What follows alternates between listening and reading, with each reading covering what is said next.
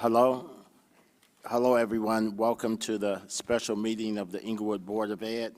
I'm going to just read the call to order statement. The New Jersey Open Public Meetings Law was enacted to ensure the right of the public to have advance notice of and to attend the meetings of public bodies of which any business affecting their interests is discussed and acted upon.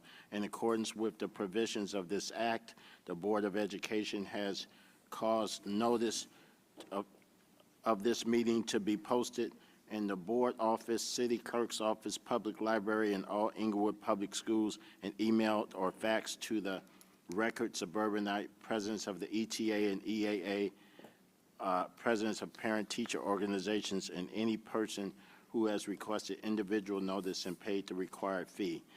Let's have the Pledge of Allegiance, please.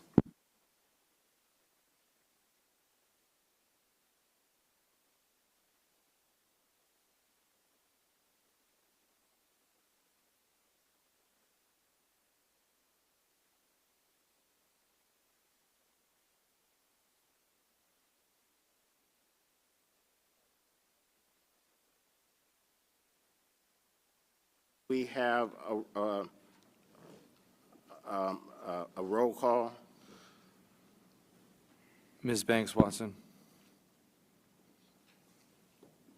Present. Mr. Feinstein. Present. Mr. Flores. Present. Ms. Haber. Here. Ms. Matos. Present. Ms. Rivera. Present. Ms. Ross. Here. Ms. Wiggins. Present. Mr. Matthews. Present. Okay, we have only 4 items on the agenda tonight, and I just want to let everyone know that we are going to vote on each one of these items individually. So there'll be 4 roll calls on the on each end for the 4 items. I also want to just make a statement. I'm honored that I'm able to serve as the board president, and I appreciate it. And one of the things I would like to have is a meeting that is efficient, that's where questions are answered, and most importantly, where the public feels they have a right to answers. So in that vein, I would like to have a meeting that's cohesive enough, even when we have disagreements, such that if someone were thinking of buying a home in Inglewood, and they said, you know what, let me see what the Board of Ed is doing. So they tuned in on that one meeting, and I would want them to go away, even if they're vehement disagreements with, like, that's a thoughtful board, that's a respectful board, that's a board that's trying to serve the best interests of the district, and they're take into account academics first, and most certainly the finances of the district, and just being cordial to one another. So that's my hope, and I'm not perfect. If I make mistakes, call me out on it, and I'll be happy to correct it, even admitting it publicly if necessary. So that was just my opening thoughts. And I hope that we can conduct each meeting in that vein. Point of information. Sure.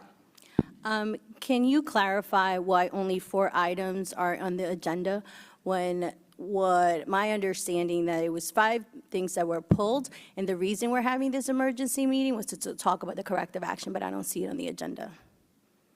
Well, the reason that the corrective action plan was pulled, as I said in the email, we were originally told, and I'm not going to go into casting aspersions to anyone, but we were originally told by the administration that we had 45 days to approve the corrective action plan. It was brought to my attention that the date from which those 45 days commence was different from what we were told. We were told from the day, December 16th, when we had the special meeting for the audit report, that the 45 days commenced at that time. In in reality, the 45 days commenced from last Thursday when we accepted the audit report. Okay? We did not even get a physical copy of the audit report until January 7th, the day after the reorganization meeting. But the audit report was received by the district on December 19th. We didn't go on winter break until I believe it was the 22nd. So again, it's water under the bridge, but we have plenty of time, and I personally, to feel comfortable, especially in these times of financial turmoil and so many other districts, including those districts for which we haven't heard anything about. Obviously, there have been a few that have been highly publicized and on the news and everything else, but for those districts, and I want to make sure that our finances are in order. It's just very important because, as I mentioned time and again, this is not my money. This is the taxpayers' money. We have to be very careful how we spend it and be able to account for how it was spent. So there were 17 items that were listed on the audit report that needed to be corrected. The Finance Committee did meet, but again, it was scheduled for 1 hour.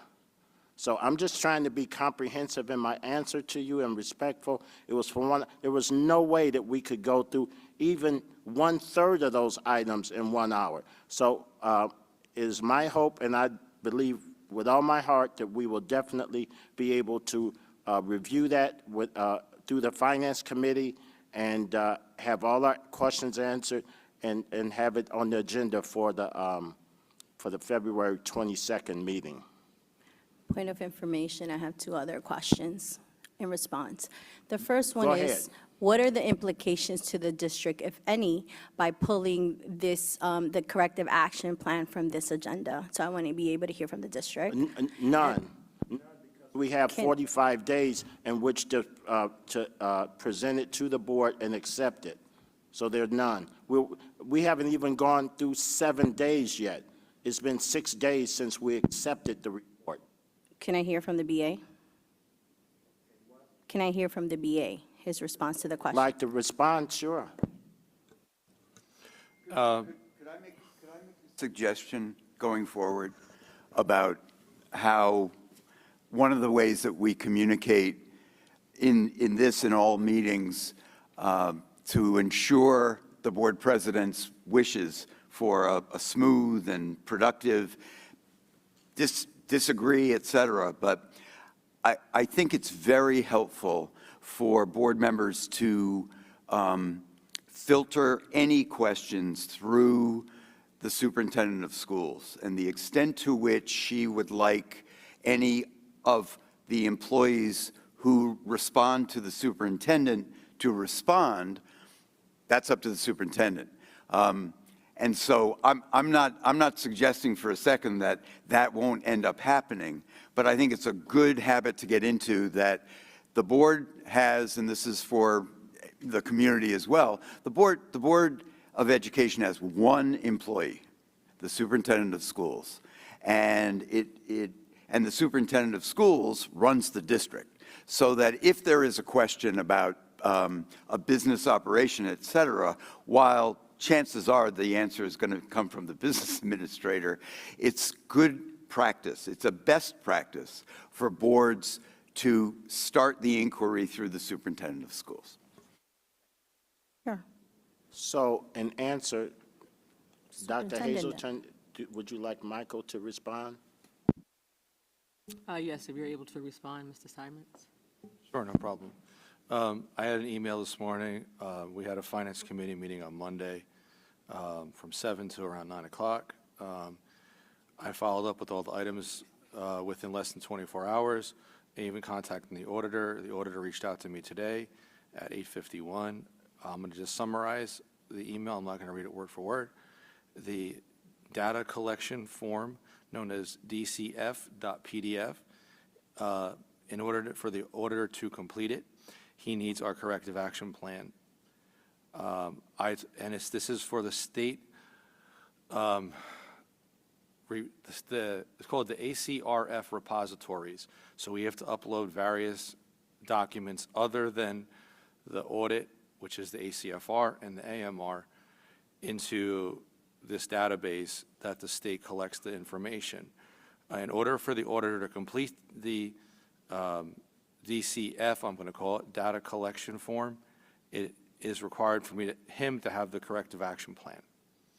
I emailed him and said, I can't send you the corrective action plan. The board did not approve it. I'm treating that same way I treat a contract. I don't sign a contract until the board approves it. So that's the correspondency, and I just thanked him for his guidance today as well.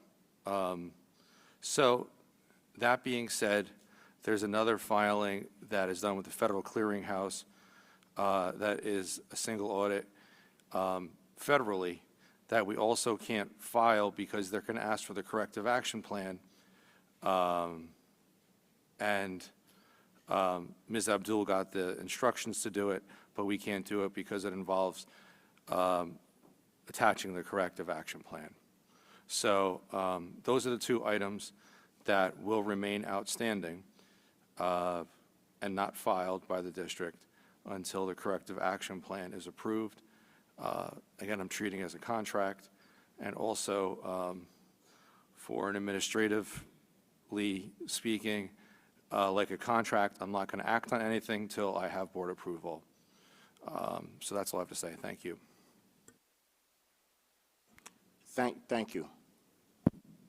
So just so that I'm understanding in layman's terms, Michael, we're going to be out of compliance because of this DCF form that is not being submitted on time because the corrective action needs to be submitted first. I guess when I was sitting in the audience last May and they approved the 23-24, they approved the cap with the audit in the same night. We were researching back, but we were busy doing other things today, so we didn't get to it. But I'm sure there's a history of that here, not just last year, because they probably copied the same format for 23-24 as they did for 22-23 when a prior BA was here.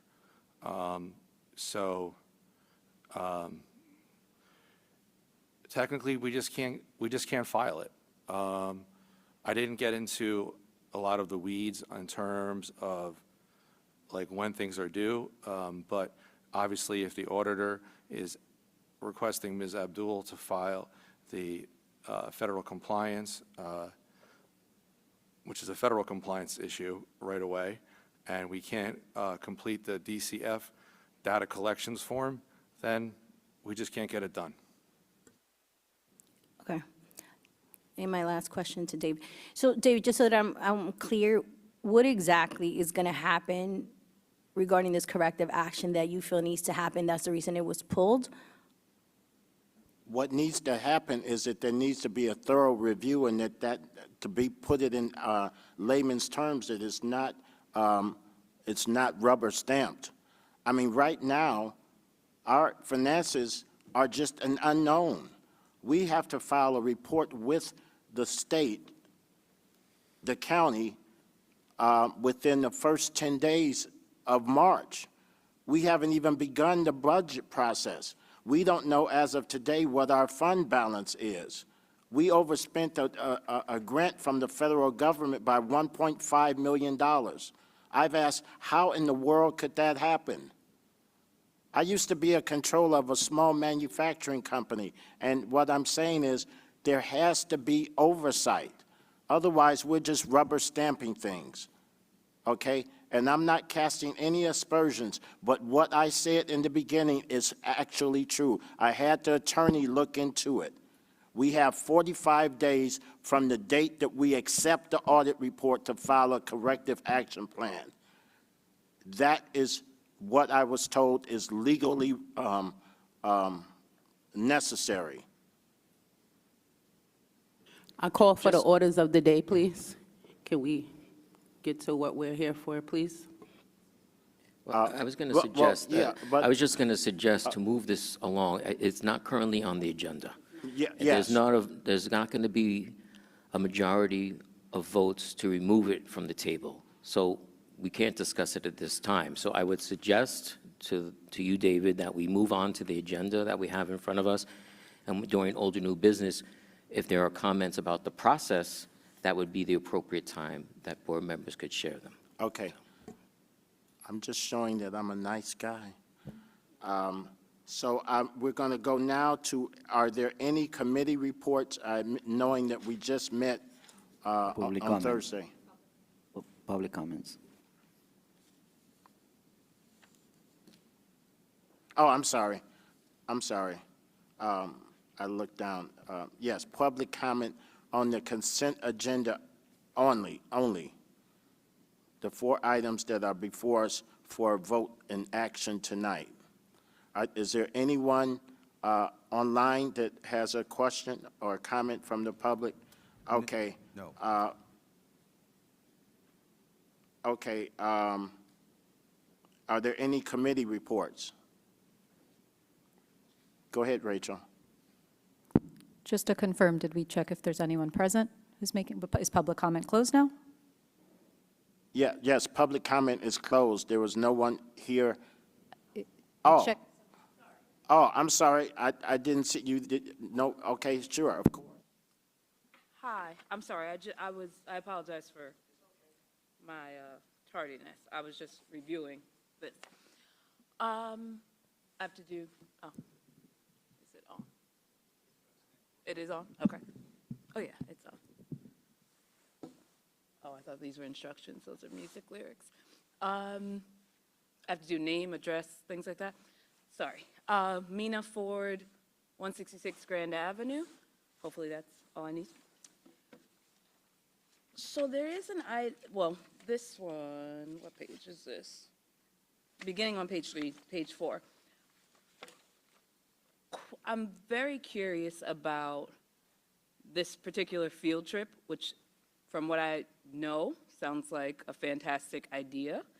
So I would really like to know more about, I will call it delays in decision-making, and obviously there's closed session, but to the degree that you can share with the public, what the contributing factors to this decision being made or not. And if you could include in that, I see price differences, curious to know more about that. This is on wheels. Why it's different prices, what that impact would be. I can assume what that impact would be for students and their families, if it's the higher, but curious to know, again, the decision-making or not, or lack thereof, how, like, are these prices being considered in that as well? Why or why not? And anything that, is there anything else that could contribute to that being moved along in a faster and positive direction? Very curious.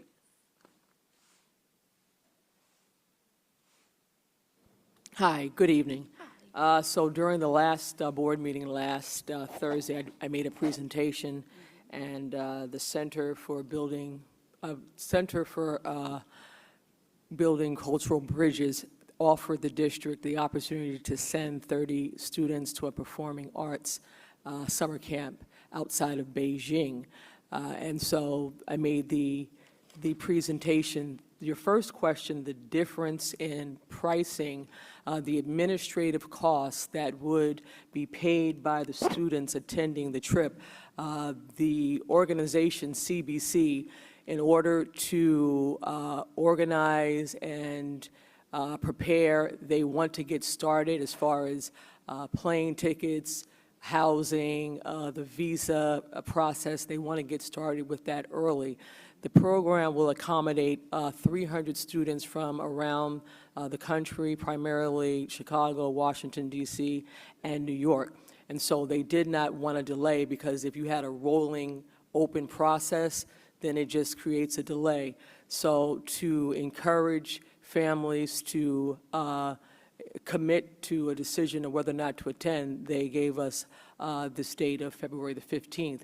Any students that if the 30 slots were not filled, then the price, the administrative fee would jump to $4.99. So the relationship with CBC came about the district supervisor of grants wrote a grant to receive funding from this organization. Our supervisor of grants found this organization based in Washington, D.C., and wrote the grant. And last school district, the school district was awarded a grant for $10,000 to offer Mandarin Chinese this summer. You will read on the board agenda, it says upon the recommendation of the assistant superintendent, because if you had the opportunity to read or view last week's board meeting, there were some questions, and I continued to answer questions, and it just became a focus on me. There is no conflict of interest. Like I said, I was introduced to this program via the research done by our supervisor of grants. So in order to allow our students to have a phenomenal opportunity and that there is no appearance of a conflict of interest via the superintendent, that's why you see upon the recommendation of the assistant superintendent of curriculum and instruction. Did I answer all your questions? I know I added some just for clarity. I appreciate that. I guess another question would be, how do we, by we I mean you all, how do we ensure that we hit that February 15th date? We are ready to roll out. We've been having conversations with various staff members and students to gauge the interest, and it is the decision of the board to either vote it up or vote it down. That is their prerogative. Whatever that decision is, if it's the positive, we move forward. We have verbal commitment from a few of our businesses in Inglewood that are willing to sponsor students. Although the $199 is a small administrative fee, we may have students that may not currently have passports. And so that's an additional cost that we're looking for members of the community to help support. I have committed to supporting students, and also in conversations that I've had, a lot of us take traveling for granted. We may have students that this will be their first opportunity to travel internationally. So that means, do they have luggage? Do they have the proper clothing, clean underwear, clean socks? And so we have people that are committed to support children to travel and pick up any expenses that they may incur, which includes toiletries. We take a lot of those things for granted, that we can just pack our suitcases and go off to a summer camp for 2 weeks, when we have, unfortunately, some students that don't have a full set of clothing to attend school every day. So it's supporting the whole child. Yeah, I appreciate that also. You're welcome. And I don't know if I'm permitted to frame this in this way or redirect the questions to the board. You can make a statement.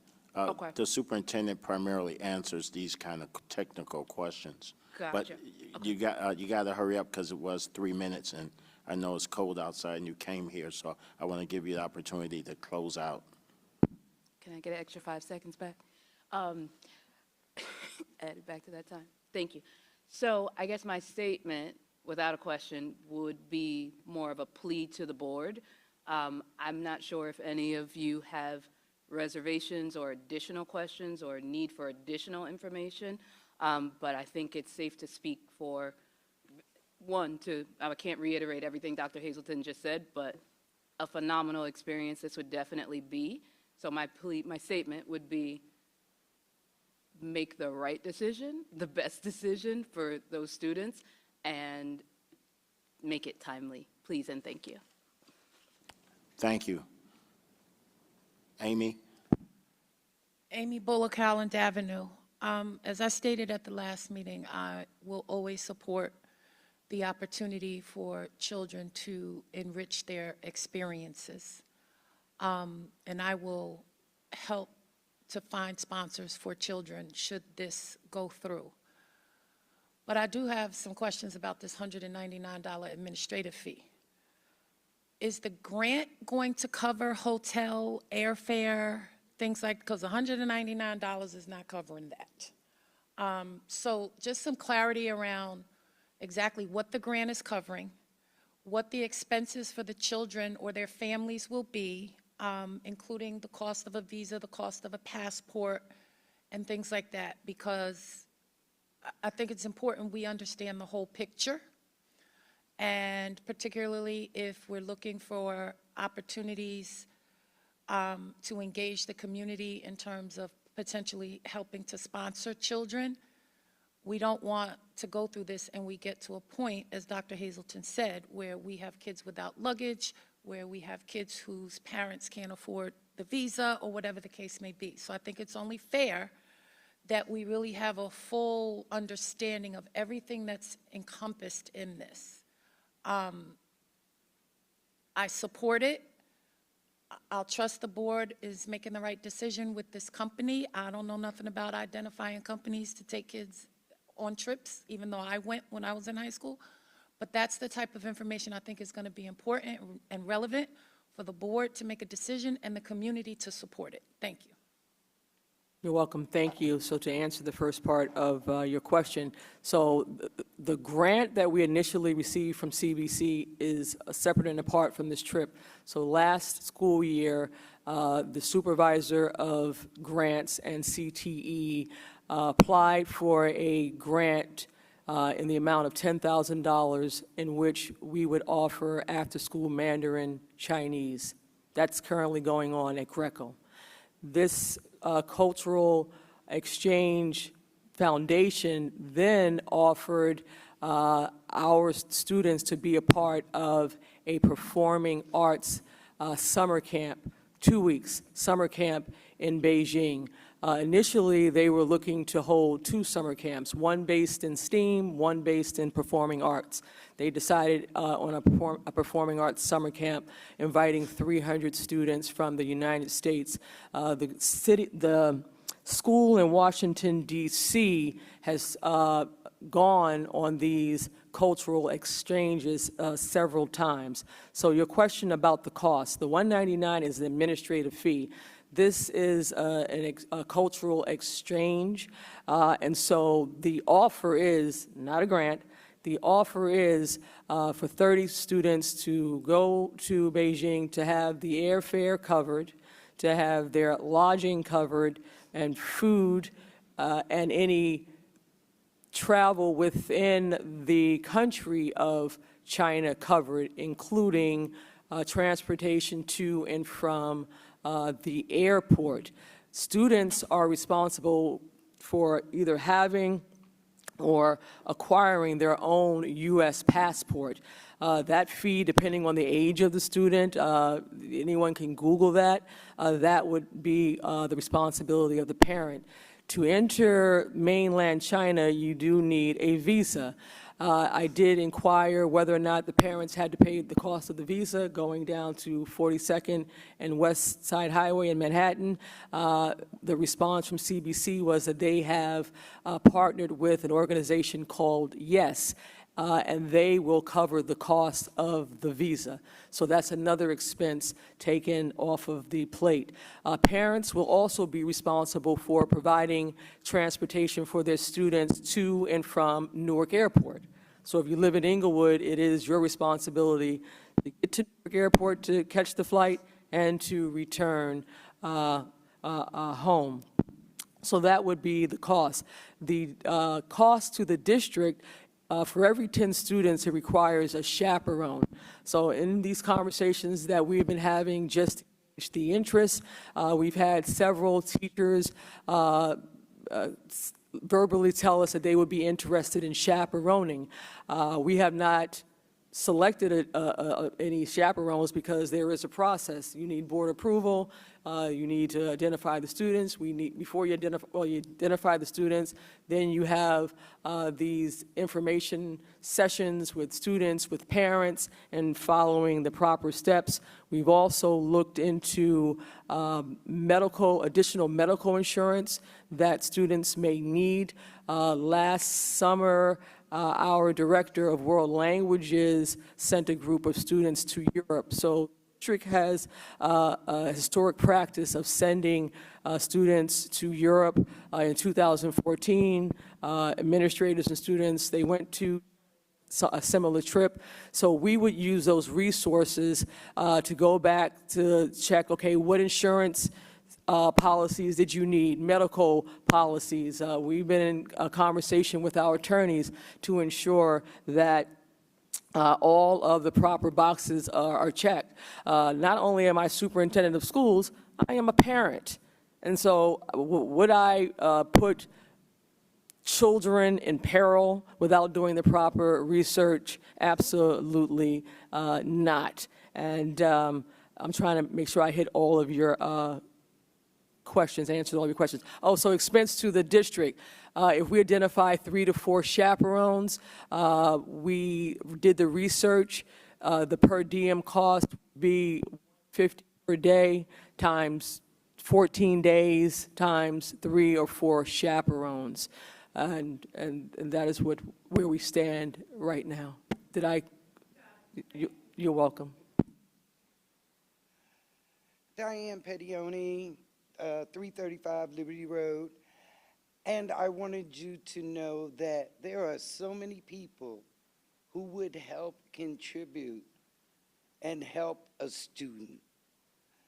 I know I'm willing to sponsor someone.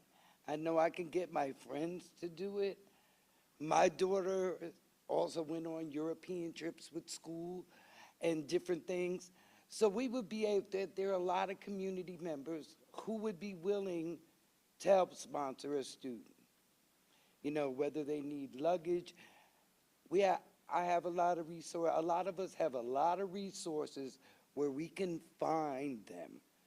I've taken kids on trips, and I found them. I found them buses to, I took the kids, my seniors went to Florida, and we flew. And I took 70 seniors. I've never lost a kid. 70 seniors. But I meet people. I know people who own private busing companies.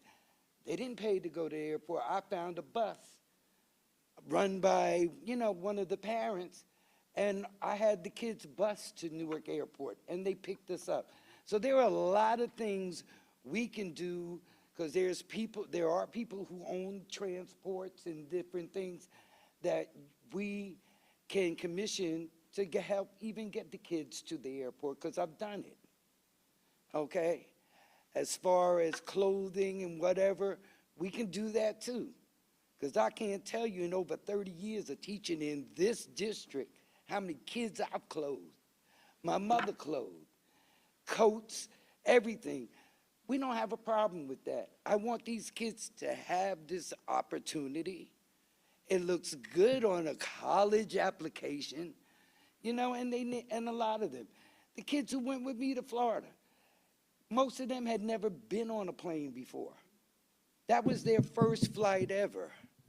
And I mean, of course, that was years ago when we could take them different places.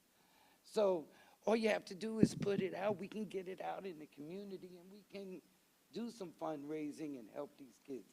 I would be willing to help with that. Anything else? Because they really need to do. They need the experience. Exposure means a lot, especially when you have kids who are not exposed. That just opens up their world and gives them different life experiences. And then it's very important, because everybody can't do that for their child. So like I said, call on us. Diane Pettione, like I said, I've done it for years. Look, that was my student right there. Mr. Feinstein, okay? This one right here too. So I'm telling you, he knows me. My daughter and his son graduated together. So there are a lot of us who would be willing to help. Okay? So don't worry about that. I bought underwear, everything for these kids for years. Everything, coats, long johns, whatever. I taught the alternative program. You think we didn't do it? I fed them. Everything. So never worry about that because we got people who will help. And that's what I have to say. Thank you so much. Anyone online? Okay. Thank you. That's going to end the public comment. And so now we're going to go to committee reports.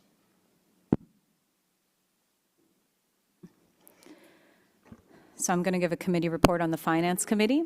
So I was hoping to hold our first Finance Committee later this week or next week, and then following last week's meeting, because several items were tabled that had to do with finance concerns. The President asked us if we could hold a Finance Committee more pressing.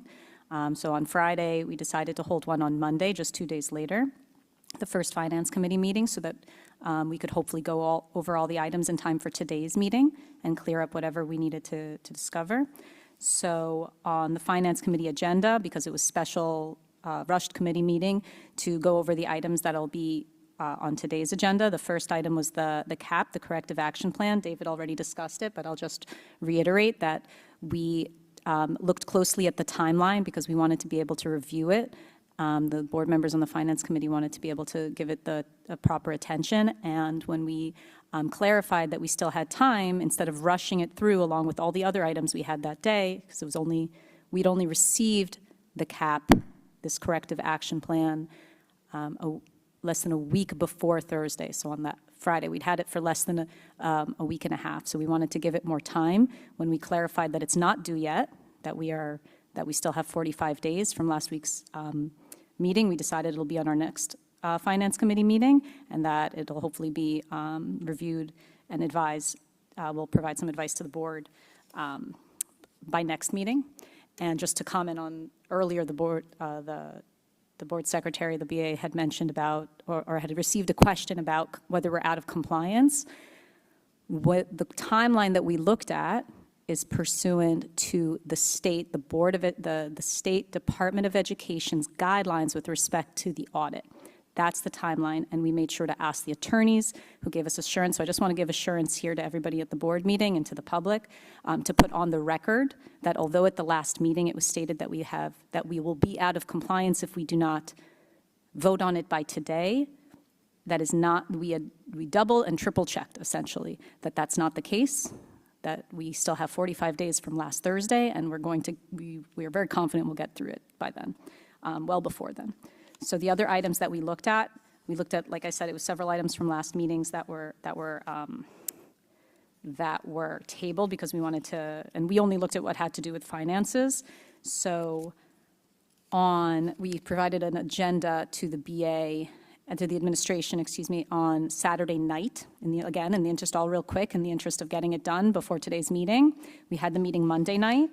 I could say on the Frontline Education, the donation by Frontline Education for a free few months, and on Ed Data, we received the information we requested in our agenda, and we went through it. So that's something we feel very comfortable with now. So thank you to the administration for providing that information.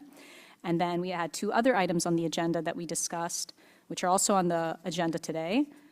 We discussed the the request to withdraw funds from our capital fund, the Capital Reserve Fund.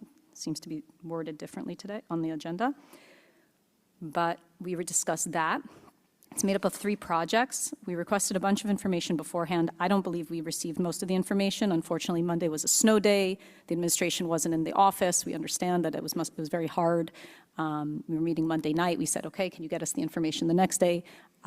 We did not receive all of the information we requested. Just to give an example to the board, we wanted to know how much we initially committed to these projects, so to know, and how much we paid the vendors, so to understand, are we paying them more than we had initially agreed to? Are we paying them, are we like on budget, over budget, under budget? We wanted to know the time frame. Is this project on time? Is it overtime?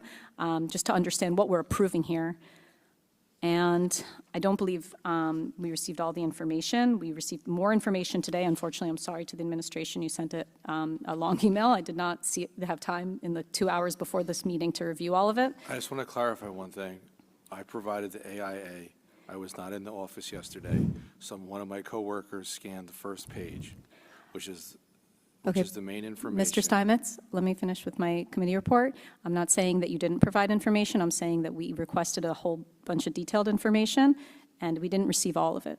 And a lot of that, we understand you weren't in the office. It's very short notice. Again, this meeting was held in a huge rush to try and accommodate our timeline today because we met on Thursday, and the board president wanted to hold a meeting today, which is Wednesday. It's not even a week later.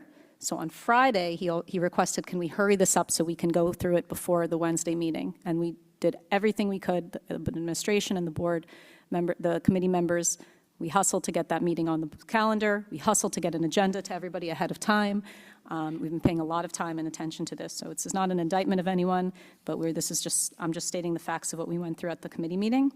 The other item at the committee meeting that we discussed was the costs associated with this trip from this China trip, the Center for Bridging Cultures. We wanted to understand what the cost to the district would be. We did not receive any additional information from what we were presented at last week's meeting. Last Thursday, we were told it wasn't on the agenda and it wasn't given to us in advance of the meeting, but we were told that there would be a cost of the chaperones.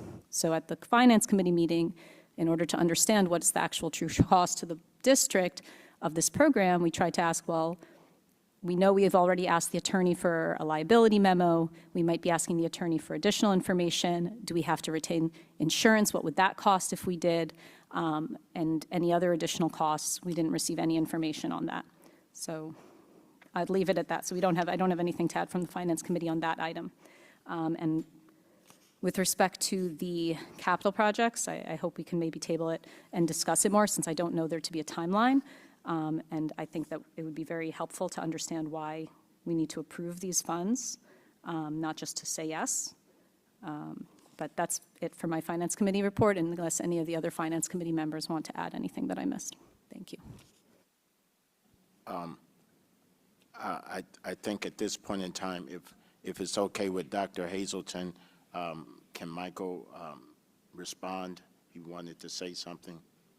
I wanted to say was I provided the information, which was the AIA forms. I was not in the office, so when I asked the person to scan over the information, which was the 3 pieces of documentation, one was the outstanding bills with the architect. The other one was the AIA form for Central PAC for the HVAC Quarles/high school project, and the other one was for the cafeteria. That answered all of the questions related to the cost of the project, any additional, what they would call change orders. I did not get the information of the board approval, but obviously if there's an AIA form, the board approved the project. Students sit in the cafeteria every day. I have a vendor, Central PAC, who I emailed yesterday, who asked me, are we going to get payment? I said, I can't guarantee you payment. I have a board meeting tomorrow night. Hopefully, they will approve the withdrawal of the capital funds so I can then allocate the funds and then pay you. So the other project, I found out that through today that the Central PAC project is complete. The AIA form is correct, also called the architect, and confirmed with Mike Hungan. The cafeteria project needs shades and a few minor punch lists and what they call retainage, and that is the dollar amount that remains. What I'm attempting to do here is move the money required so that we do not have the audit finding. The board did a construction project at the middle school, Janice Dismas Middle School, for $4 million, but only moved over $2 million. And because of that, you had 2 audit findings in the 24-25 audit. So I have a legal concern related to Central PAC. I'll just say the name. I'm trying to alleviate the money. I will state what I stated into the Finance Committee email today at 2:24 or 2:25, which is basically what I just said. And any funds that are unspent will be returned. If we're going to check all payments and make sure all the goods and services are properly accounted for before we pay a vendor. If it's construction, they have to complete an AIA form, which is signed with the certified seal from the architect and the vendor. But if we don't set aside the funds, then we don't have the money in active budget to pull from. That's why I need to pull it from capital. And that's all I need to say. Thank you. Question, you said that there's still items to do on the cafeteria project? Yes, need to put in shades. Okay, I just want to point out that we were told the exact opposite. We were told the cafeteria project's been done for a very long time. I apologize. Let's not have a discussion now, because it's not yet discussed. I'm giving my committee report. We're going to have an opportunity for everyone to ask questions Right. from the board. And one other item that I involving missed that. from the committee report is, with respect to the China trip, we asked about the funds, the cost to the district, like what we have to pay, because that wasn't included in this field trip. Interestingly, actually, because usually when we presented a field trip, when you look at the agenda, it shows what the district pays or what we're allocating. So right now, we haven't allocated anything, so it's unknown what we're going to have to pay out of pocket as a district. But we also asked about where the money is coming from, because we've been told repeatedly that it's coming from this nonprofit organization, but this is not obviously an organization we're very familiar with, other than them spending us money for our Mandarin. So we asked where their money comes from, and we were told that they received their money, that the superintendent followed up with them, is waiting for information from them, and that it's likely that it comes from the Chinese government. And that was all the information we were given. That completes my committee report. When every board member will have an opportunity to speak on. I have a question, not about the process regarding the information that was provided to the committee. Could I ask the chair of the Finance Committee? I want to know this if is I just want to, this is kind of unique. So go ahead. It's not. I'm not here to debate the Go ahead. the resolution. I wanted to know. You stated that the Finance Committee received information from the administration as it relates to the items regarding the withdrawal from the capital reserve. Was that information, as well as any other supporting documentation, uploaded to the OneDrive or shared with other board members, as the committee's 4 out of 9, and 9 of us have to vote on the resolutions? Not yet, unfortunately. The meeting was Monday night. I believe we received most of the information yesterday evening, right? And then today, about 2 hours ago, is when we received more information. I believe before, if the Finance Committee members can help me recall, before the committee meeting itself, we received maybe something, but we had an agenda and we did not receive a response to our agenda. But everything will be uploaded absolutely to the board, not board docs, to OneDrive folders for the committees. Okay, thank you. With that, we're going to go to the superintendent's report, if there is one. I don't have a report. I just want to clarify. So some of the questions that were asked as far as the source of funding for CBC, that was sent to the board via the attorney. What was not responded to were your follow-up questions, but I did follow up and answer your questions, and they were sent. The board received them. Did everyone receive it? If you didn't, Yes. yes. Did you not receive it? I got You know, so, so you I've gotten don't know so what I'm many talking about? emails the last 24 Okay, hours. So I just I'm not wanna sure know- what you're because referring to, the but it- attorney informed me that he sent me a copy, just answering the questions regarding funding. So I just want to make sure we can check with IT if you did not receive it. Point of order, can we ask the attorney something?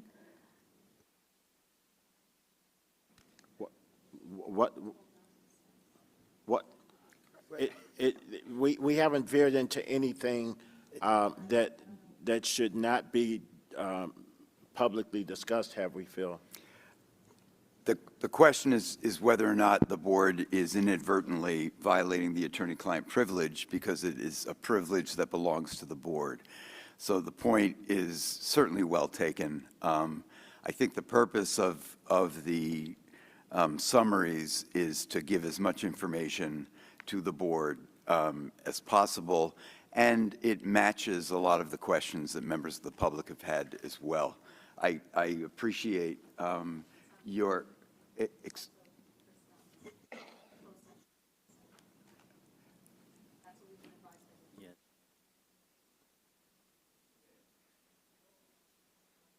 Okay, with that, Dr. Hazelton, did you have a superintendent's report? No, sir. Oh, okay.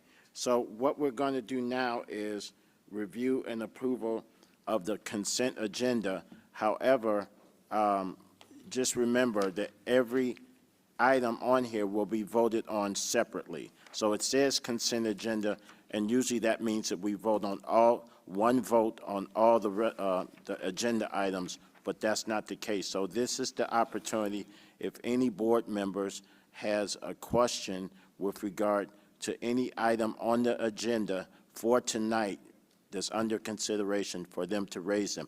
And so what I'm going to do then is, in the essence, let's try this. We're going to start with Bill, and then we'll just go around and allow everyone the opportunity. You don't have to say anything. You could have a comment, you could have a question, but this is the opportunity to raise. First, I'm going to make a motion to introduce Resolution 26A51, approval of field trips. Second. So I said most of what I wanted to say. I'm in support of this trip.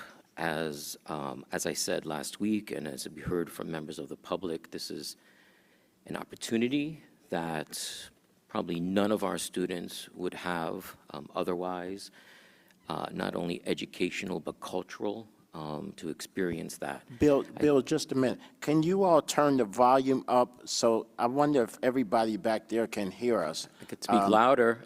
Yeah, and we could speak more directly into the microphone, please. Sorry. Okay, can everyone hear me? Oh, okay, I just want to be sure. That's okay. It's, Go ahead, I have Bill. that problem as well. I'll project. I know there's maybe some concern about China and the distance. I did go do some research as well, and China is really trying to encourage to bring back their tourism.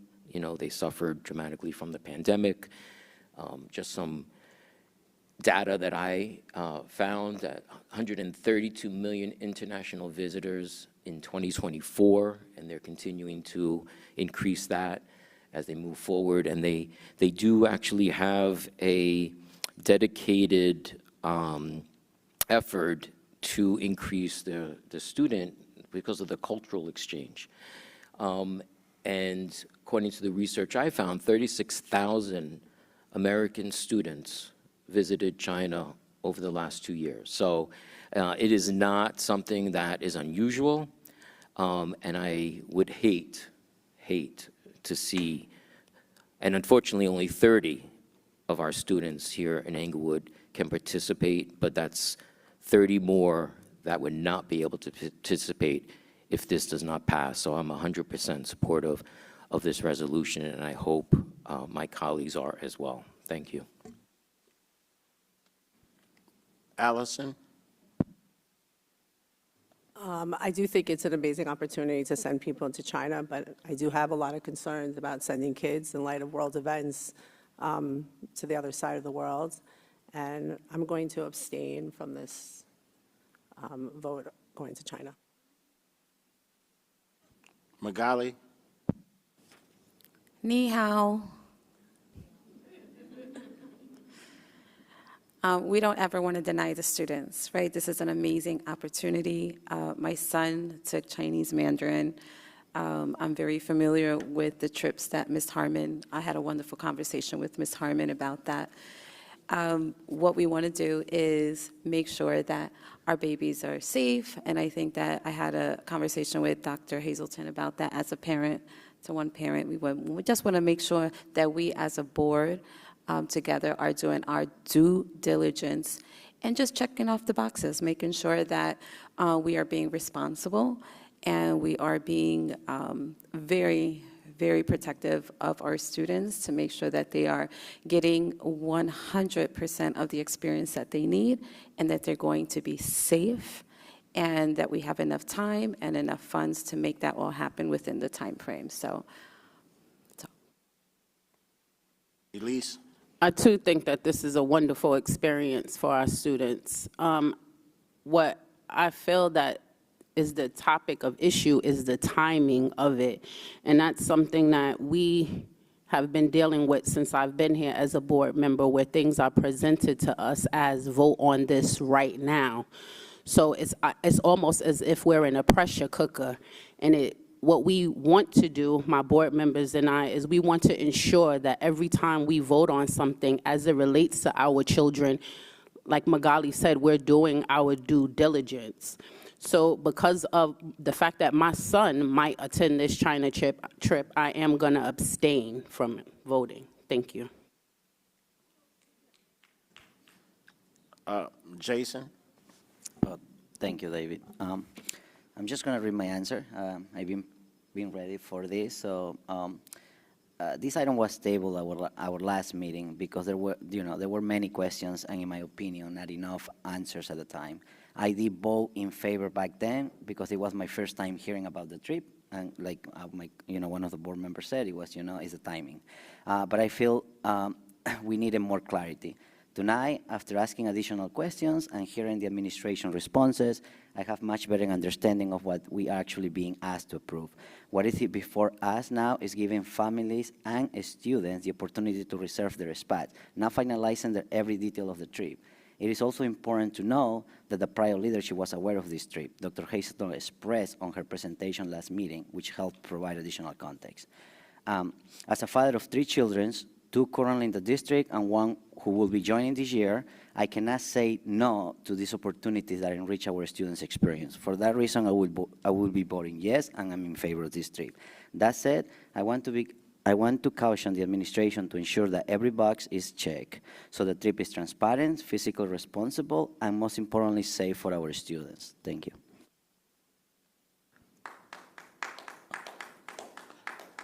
I'm going to go to Rachel, and then Sherry, of course, and then Karen. Thank you. So I'm going to provide just a comment on the China trip. When we are asked to approve of a program and it's presented to the students and the parents, I think that the families in our district have the expectation, and it's a reasonable expectation, that the trip is trustworthy, that it's educational, that it's safe. They have every reason to to assume that all of these things have been checked, that the due diligence has been done. And although on this board I've approved arts programming many times, I'm a huge fan of the importance of arts in students' lives, and obviously travel is amazing for everybody. I'm sitting here as a member of the Board of the Englewood Public School Board of Education, and when I'm making these decisions, I'm looking at it in that capacity. I'm not speaking as a parent of a kid who wants to go on this trip. I'm not speaking as an employee at the nonprofit. I'm speaking here as in my capacity as our role here of creating the policies and oversight of the district. I'm looking at it from the perspective of the best interest of the students, their education and safety, and I'm looking at it as in the best interest of the citizens and taxpayers of Englewood. And I wanted to make clear here, I'm not in favor of voting yes for this trip, not because I think that a trip to China is not a fantastic thing for our students. I hope we figure out as a district how to provide lots of travel abroad. I think it's very enriching for students, but this particular trip, I have a lot of reservations, and I just wanted to make those reservations clear, not only to set as a public statement, but for the board to consider, because I think these are relevant considerations for each of us on the Board of Education. From the students' perspective, when I'm thinking we have 2,900 students in this district, what's in their best interest educationally and safety? And right now we have an organization that's not a reputable organization. The only information we have about them is that they send us money for our Mandarin program. It's not like Columbia or Brown or Howard came to us with this opportunity, which often universities run these programs. It's not like when Bergen Pack came before us, or JCC, right, or Kumon. These are reputable organizations. We're all familiar with their track record, what they do. This is a no-name nonprofit located in Virginia with a very ambiguous, the board of directors is not anybody we are familiar with, and their funding is coming from what we can tell, from a foreign government. And which part of the foreign government is it coming from? Which ministry or agency of the People's Republic of China is it coming from? We don't know the answer to. So I think from the students' whether this is a trustworthy opportunity, whether this is a reputable organization, I don't know that we can say that as a district. I think educationally, since it's coming from them and it's not coming from our students or our faculty, it's not an exchange program designed by us. I don't know if that it aligns with us educationally. None of us, correct me if I'm wrong, has anybody here seen an itinerary or a curriculum or even a brochure from this organization about what the kids are going to be doing there? I haven't seen it anywhere. The first I ever heard about this trip was at the meeting last week, not even in advance of the meeting when we received the agenda. It was somebody asked in advance about this trip, and we were told you will get the information at the meeting. So that's the very first we've heard about it. So I don't feel like we know educationally that this really aligns. It's a music program, so we offer Mandarin. I asked, is this for our Mandarin speakers? And I was told, no, it's not a Mandarin program. Is it only for our music, our band folks? I was told, no, it's not for our band students. So it's not clear how this aligns with our district's educational goals and what's in the best interest of the students. And from a safety perspective, are chaperones going to be required to have specific apps or platforms in China? We know that China doesn't have freedom of movement. It doesn't have freedom of communication. Dr. Hazelton said to us last week that the students are not going to have access to their social media. I'm very concerned about what the agency in China, whatever agency of the People's Republic of China that decided on the itinerary and the curriculum and the purpose of this program, what they're doing with our students. Are they using our students for publicity? What are they teaching our students? None of us know this, and none of us have been told anything, and I think that's an outstanding question. That's an important one, and I wish there were more of a track record. If you told me, you know what, thousands of students have done this over the past 10 years throughout all these, we have so many data points on what the students are going to experience in China, I would be all ears, but that's not the information we've gotten. I actually looked up this organization trying to get comfortable with this trip, and I saw that their first tax return, their first 990, was filed in 2022. So the organization has barely existed even for a few years, for 4 years now. So I have serious concerns when I look at the safety and well-being of the students. I have very serious concerns. If I were a parent, I would not feel comfortable sending my child. And when I'm sitting here looking at the fiscal responsibility of it from the point of view of the taxpayers and the citizens of Englewood, I think, first of all, we don't know the costs. I stated that in my committee report. We don't know what the actual cost to the district is. The only thing we've been disclosed is the cost of the chaperones. But we've been told that there's going to be legal expenses. Perhaps we're going to have to purchase insurance. We have 2,900 students. And right now we're in a pretty bad financial situation. We just found out our fund balance might be nil. We have a lot of questions about our financial well-being. Districts all over the state are finding themselves in a deficit. And over a 2-week program, if it's just $7,200 for chaperones, is it worth it? Maybe. If it's $10,000, is it worth it? If it's $15,000, is it worth it? If it's $20,000, is it worth it? I don't know. We don't have the answer to that, how much it costs. Nobody's given that to us, and it's not before us for a vote. So I think it's not necessarily fiscally responsible. I think ethically, from a taxpayer, if I were looking at this from the outside as just a resident of Englewood, I'd be thinking about why are we accepting foreign money from foreign governments for our public school education? Because that is certainly not, they're not a stakeholder in the Englewood public school education, and I'm not sure what their purpose is, this organization, and that's not been stated to us. And also, why are we subsidizing a foreign government's travel? Because it's not a free trip. The students are going to have to pay. Community members are probably going to fundraise, so they're all subsidizing this cost. And then this public school district is going to be spending taxpayer funds that was not been allocated to this trip. We're going to have to find the money in the budget on subsidizing this for the chaperones and other expenses. So we are paying an unknown cost, we're subsidizing a foreign government's trip. And lastly, I just want to point out that although foreign travel is always culturally enriching, no matter where it is, we're a board of education, we're not a travel agency.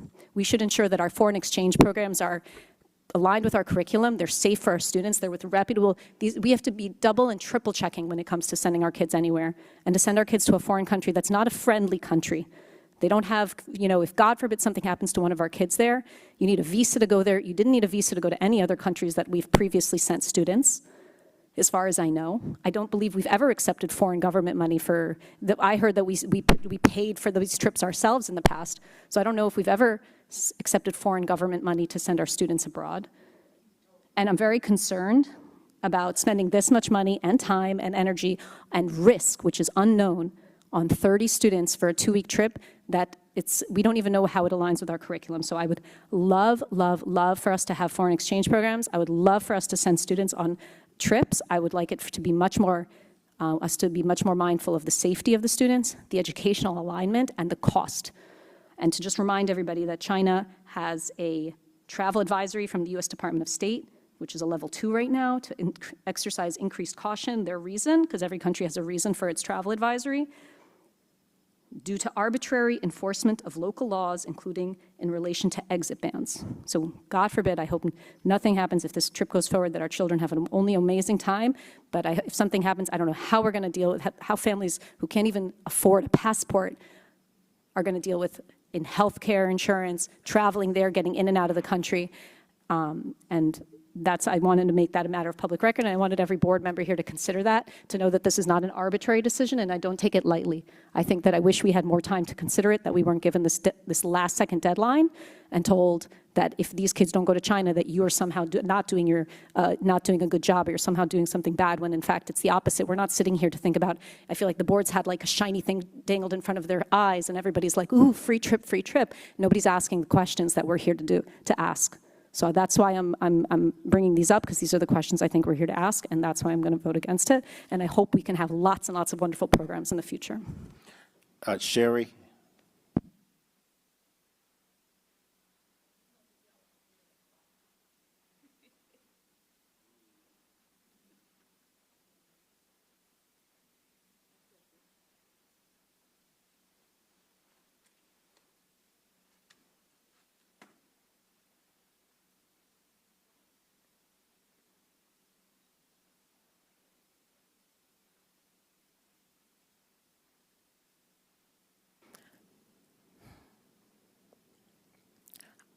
I want to say that I am in favor of the trip to China for the reasons that my fellow board members have given, because it's going to give them an opportunity of a lifetime.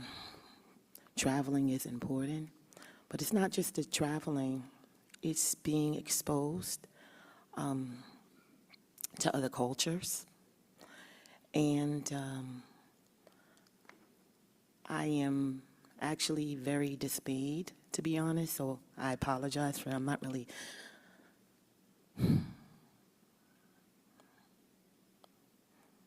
It's very disheartening when I understand that people can have a difference of opinion about things, and that's fine, but our opinions, we should never, as board members, just start making things up, just begin to talk about if something were to happen. It's incendiary. It doesn't make any sense. I believe that the children of Inglewood have parents. That's what I said the last time, and that's what I'm going to say again. There are people who want to help from the community who are willing to help. But above all things, every child enrolled in the school district has a parent who is the one who gets to make the decision whether or not they want their child to go. There's only room for 30 students, so 30 students who actually would meet the requirement that would go, who are attending Dwight Morrow High School, right? That's the requirement, and that they also have to be a part of an arts type program or that they are participants in some type of arts program at the school, whether it be a club, the band, whatever. But I think it's important to give the parents the opportunity, whether or not you agree or disagree, it's beyond the point.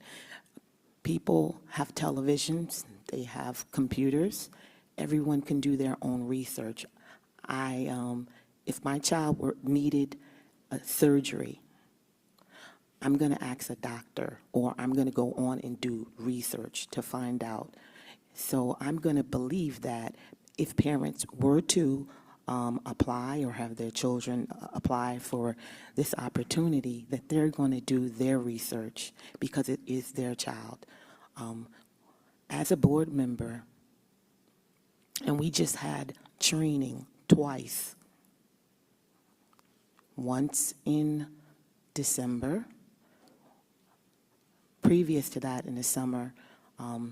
Feinstein provided training for the board so that board members would know their role. And specifically, our role is not to do or try to dictate or do day-to-day administration. And unfortunately, this seems to continuously to be a pattern of trying to overtalk and give information. And I just feel that we all get a vote and we get an opportunity to say what we feel without having to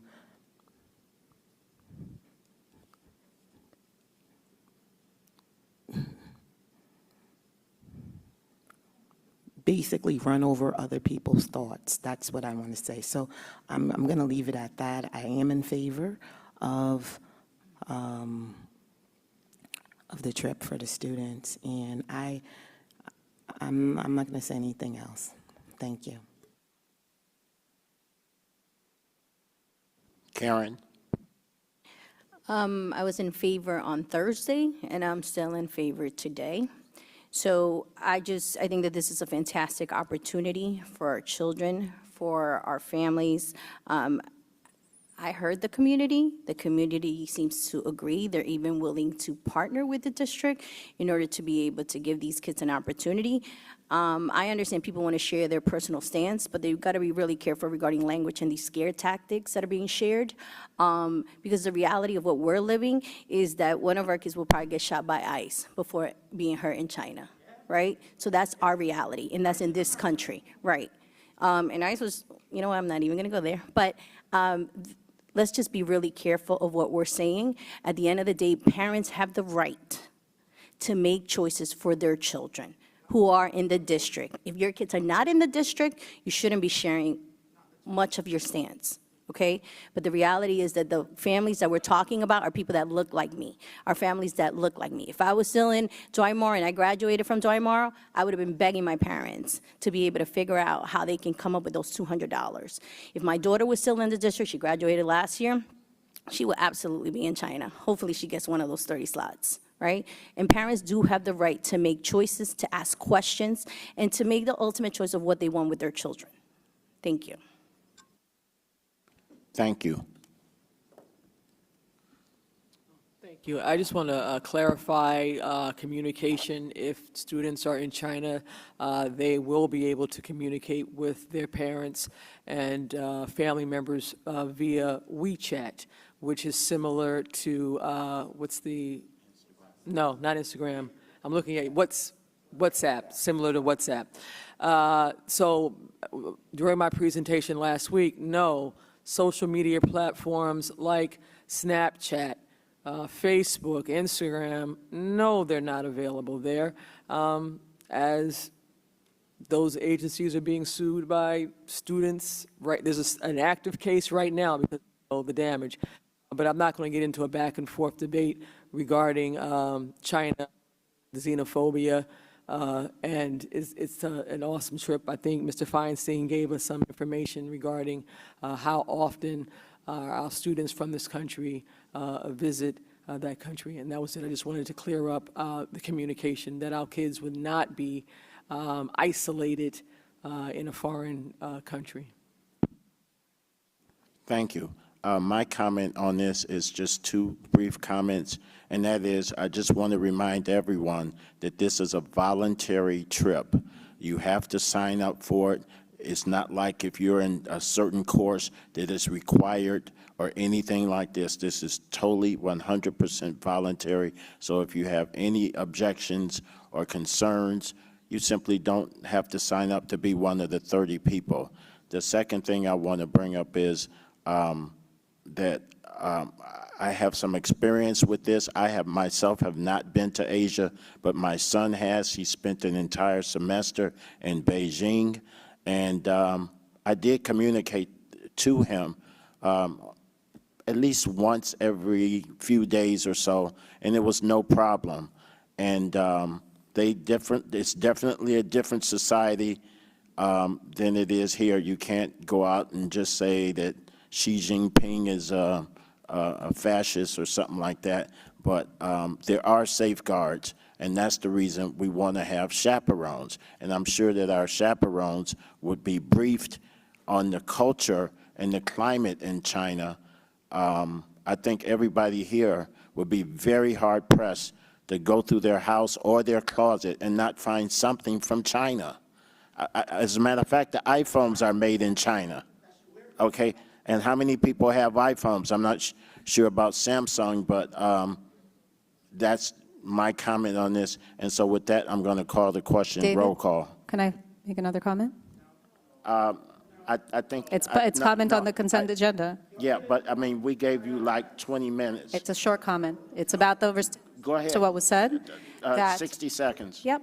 I just want to make a comment about the fact, not about the substance of the consent agenda, but about the comments that were made that although on the one hand, speaking out of one side of your mouth saying that everybody's opinion should be respected, we're allowed to differ on things, but on the other hand, to make accusations that have to do with race or xenophobia, I want to put to an I want to point that out, how deplorable that is. I want to point out how offensive that is to the residents of Englewood, which are extremely diverse, come from a variety of backgrounds, and each of them, whether they paid their taxes, they are residents of Englewood, they send their kids to the public school, some send their kids to other school, and it's disgusting to disparage any group of people based on their race or religion, or to accuse them of things like xenophobia, which is completely uncalled for and unsubstantiated. And I just want to point out one more thing, that when I was, excuse me, I let everybody else speak, and David, you've many times asked the President to recognize your speech. I'm speaking for 10 more seconds. We want to avoid correct, personal 10 more attacks. seconds. Correct, and that's why I'm pointing it out.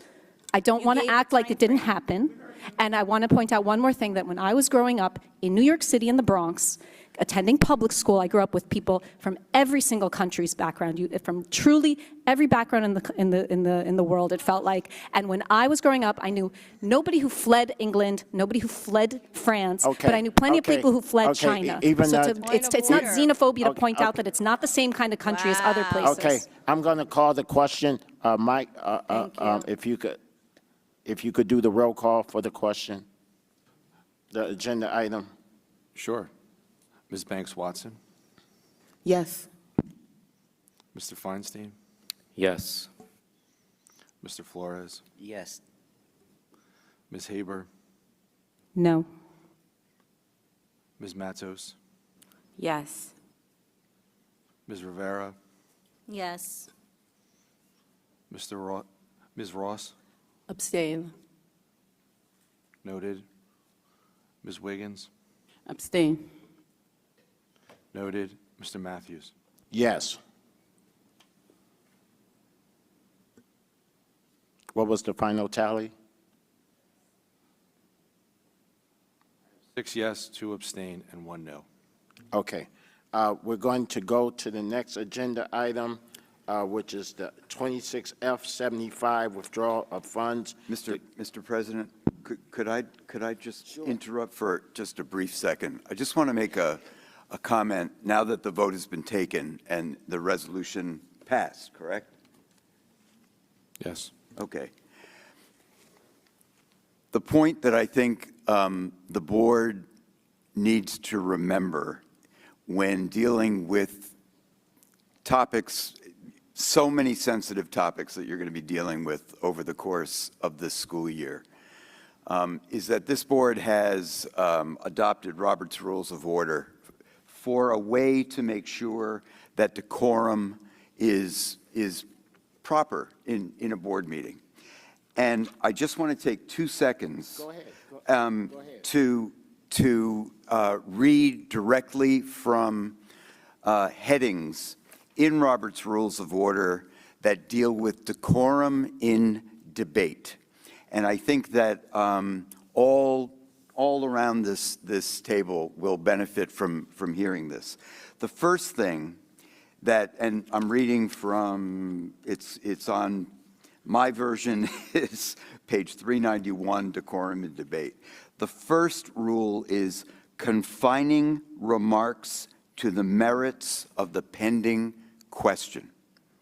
All right? So that means that whatever the board is considering, that is the only thing that should be debated at that point in time. Number two, and this I think is one of the most critical ones, refraining from attacking a member's motives. No one around this table should ever feel uncomfortable being a minority viewpoint on any question ever. And while I don't recommend anybody trying to pick up Robert's Rules of Order and reading it, because I don't think it's a good read, what I do think is a good read is a book called Getting to Yes. It's by Fisher and Urey. It's got a section in there that talks about when it comes to any kind of conflict or any kind of negotiation, be very tough on the issue and be very soft on each other. That no board member should ever feel uncomfortable articulating what may be an unpopular opinion. That is what we're all here to listen to and debate over. So the refraining from attacking a member's motives goes to the heart of being tough on the issues and soft on the people. The third one, which I think could be really, really helpful going forward, including tonight, is addressing all remarks through the president, directing everything through the president. And again, you know, we're not a huge, this is not like we're a huge Senate or that we're too small to feel like we shouldn't be able to talk to one another. But particularly when it comes to making sure that we want to have an efficient meeting, a quick meeting, that if everything is addressed through the chair, that will make it much more efficient. And then the only other part that I wanted to mention was what I said earlier in the meeting, is that when it comes to non-board member participation, and both the board and the community need to know, your superintendent of schools is considered to be a non-voting board member. But other educational leaders in the district are employees of the board, and it's just what I was saying earlier. Those very simple ideas, I think, would go a long way towards helping everyone, irrespective of opinion, to feel a lot more comfortable during debate. Thank you. Thank you very much. I think those were some very wise words, and I see no reason why I would not follow them to the letter. Again, so now at this point in time, we want to follow up with Resolution 26F75, and if you have a comment, you do not have to have a comment or a question. So again, I'm going to start with Bill. If you have I guess any I'll make a comment or motion to question. introduce Resolution 26S75, approval of withdrawal of funds to cover capital projects. Second.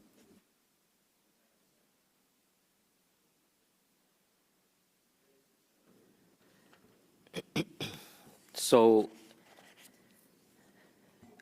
I heard the information from the Finance Committee in regards to these withdrawals. My understanding is both of these projects have already been approved by prior boards. I had a conversation with the BA to understand where these balances had come based on the original scope of work and approval, and the balances that are still outstanding. The renovation of the cafeteria is, David, it must be a 3+ year project. I think we started it in 2022. Due to the pandemic, there was a huge delay in receiving supplies and construction materials, and it took a very long time to get done. But my point is that we approved it. We have to be responsible. We have to pay our bills that we owe. This resolution is basically just approving a transfer of funds. It is not approving that we're actually paying this to the individual vendors. These are amounts that have been provided to us through the architect and the construction as balances due. And I'll ask through the superintendent if we could receive a confirmation of that, and that the invoice would be cross-checked and verified to ensure that what we actually pay is what is due. Maybe the 236,000 for the project may end up being 185. But my understanding is the way that school finances work, we have to approve this resolution to move the funds out of capital. So I'll ask through the superintendent if there could be a clarification on that. Thank you for your question. Mr. Steinmetz? I just want to point out one thing, too, that normally you would have had a PO carry over, but due to the data breach that we had, they tried to restore back what they could of 1 year of purchase orders. And if there was a purchase order that was dated in 2022 or 2023 when the PO was issued, that the auditor moved the money instead of keeping the PO, canceling the PO, creating a credit, and then moving the money that was unspent back to the capital reserve. So that's what essentially happened with these two projects. And then the architectural is just soft cost that is not covered by the AIA form. And as I stated, I don't know how many times now, whatever is not spent will be returned. We will verify through a proper invoice, not a statement, or a form that's AIA, approved with a raised seal, meaning both people have notaried on it. Then we'll double check and call the architect, work with the superintendent's office, work with anybody else in my office that is required, accounts payable, assistant BA, whoever it may be, that everything is properly accounted for. And if we get a break and the retainage is less on the cafeteria project or anything else, then we will return the money back to capital so it can be used for future projects. So another, one comment and clarification. So these monies were, in the past, transferred from the capital reserves into the account, waiting for final invoices to pay.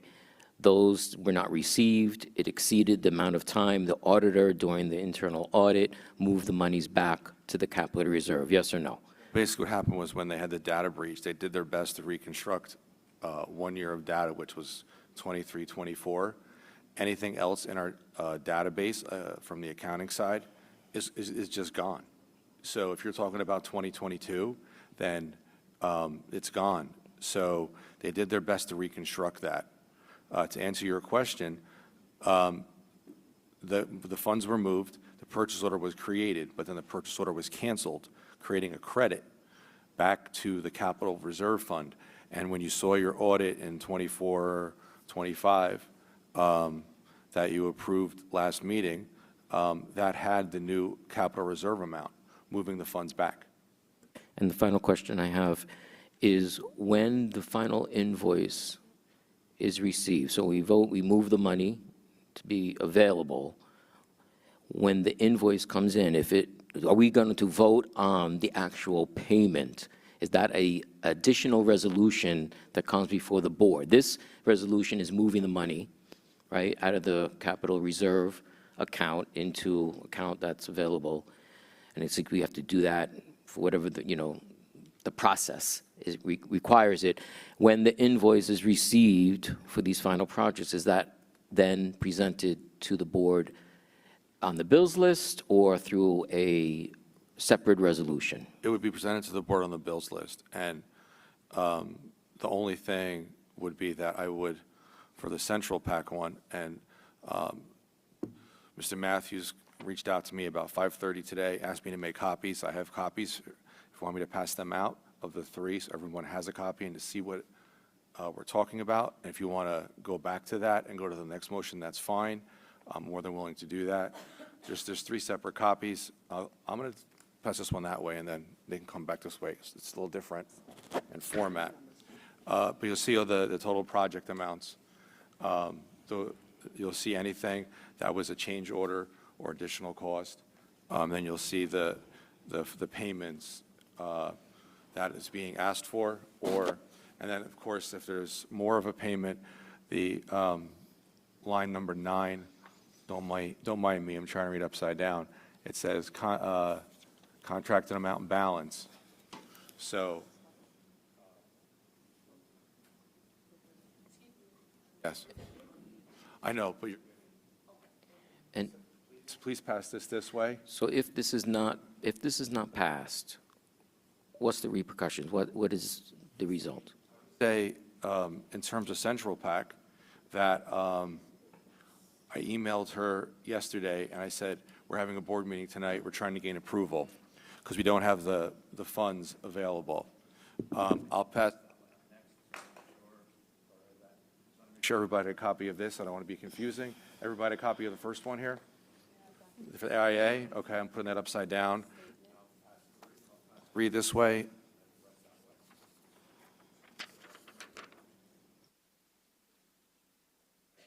Mr. Matthews for asking me to make the copies to be helpful for everybody. So I'm so confused. So where did he get this numbers from? This one is, I believe, this one. So, Mr. Steinmetz, could you just, the AIA document G702, that was the first one that we received. It has current payment due of $113,964.20. Is that the Quarles School, Dwight Morrow HVAC project? That's for Mark Construction. That is for the cafeteria. I'm sorry. It says it right there to the right, project name, cafeteria edition. Oh, the cafeteria, okay. So this Okay, is, sorry. this is a partial payment of the Correct. 236. The payment that they're requesting is $113,964.20, and you see line 9, the amount that remains would be $122,294.12. So line 8 is the amount that they're looking for to be paid, and line 9 is the amount. This one says project cafeteria addition at Dwight Morrow High School, right? This one, Correct. right? Okay. This has current payment due.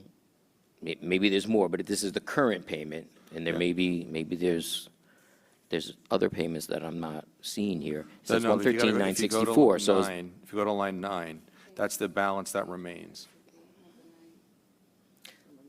so balance to finish, including retainage, right? Yes, It says 122,294. yes. So you add that to the 113, is that? That's what I did. calc- yeah. Is that how you get I the added the two 236? numbers. I added the two numbers, correct.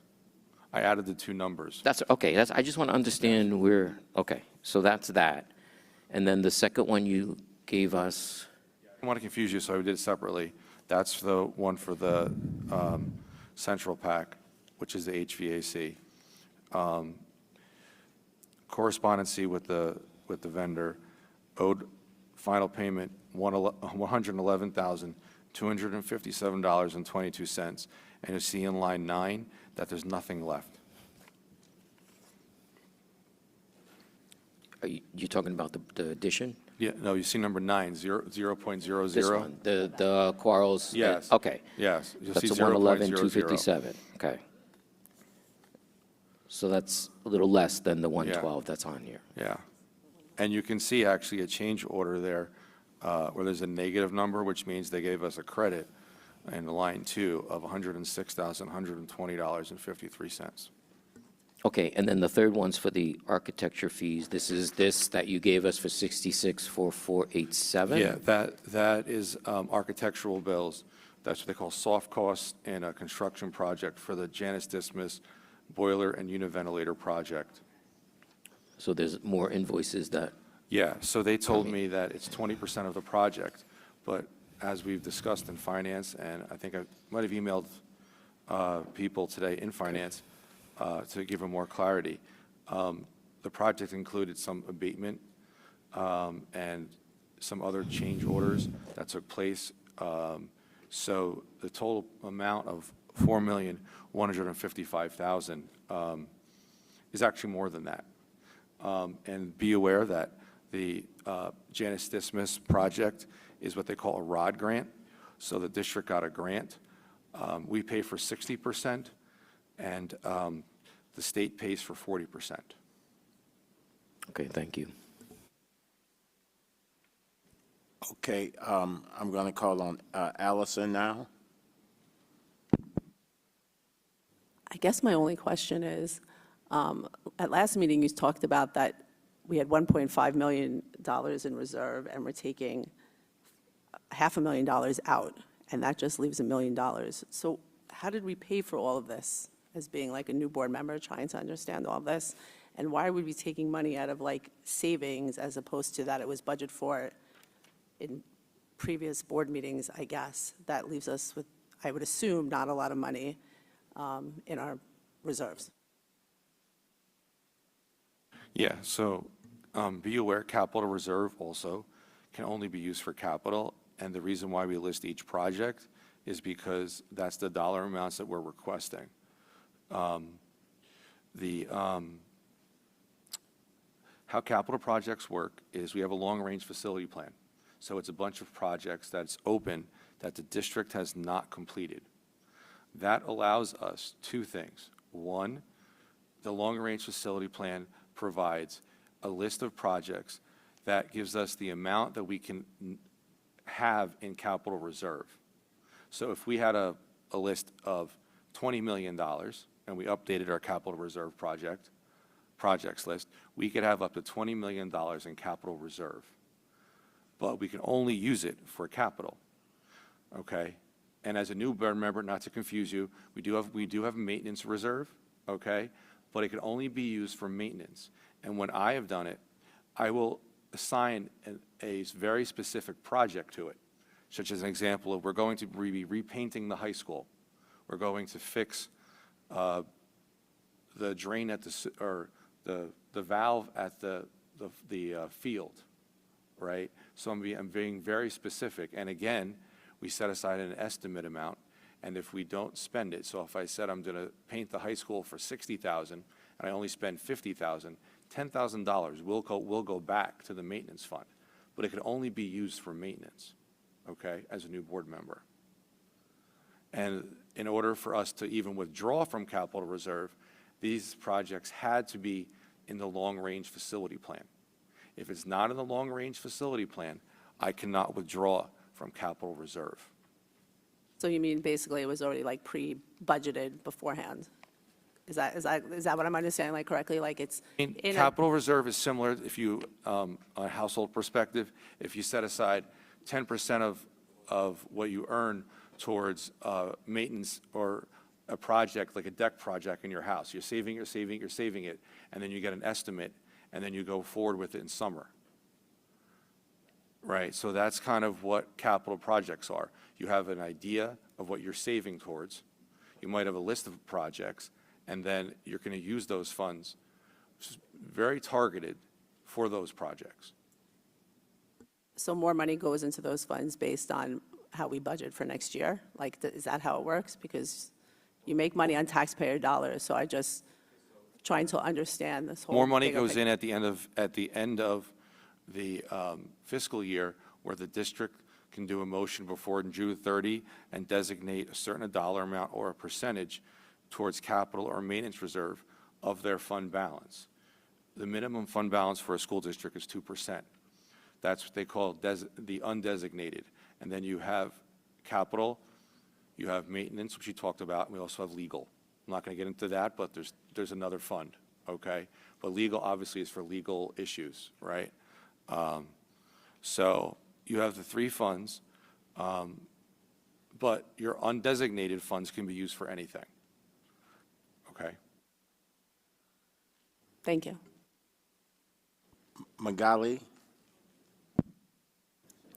Thank you. Couple of questions. I know we spoke a little bit earlier, but just for the community and some clarifying questions. This work has already been done, correct? With the exception of the blinds? I do want to apologize. I am new here for 7 months. I've been trying to figure out everything that's going on. I thought that the Central Pack project was not done. I was told today that it was done. I called the architect to verify that. Then I was also told that there's no blinds. So I walked downstairs to the cafeteria, there's no blinds. So the project's not complete. And maybe one other minor punch list item or two. I want to apologize for everybody if it comes off as misleading, but I've just started here in July, and I'm trying to get my feet under me a little bit, and I apologize if I gave you misinformation. That was not the intent. I just got maybe the information crossed up, or there was just so much going on, and I apologize for that. Thank you. And I understand that the, right now in the capital reserves is 1.5 million. We are looking to approve the $497,961, but there may be additional costs. Is that correct? To be crystal clear, the current balance in capital reserve is $1,499,989. So we would be drawing the difference of the request and the motion. You would minus that out, and you'd be left with about $1 million. And anything unused again would then go towards that.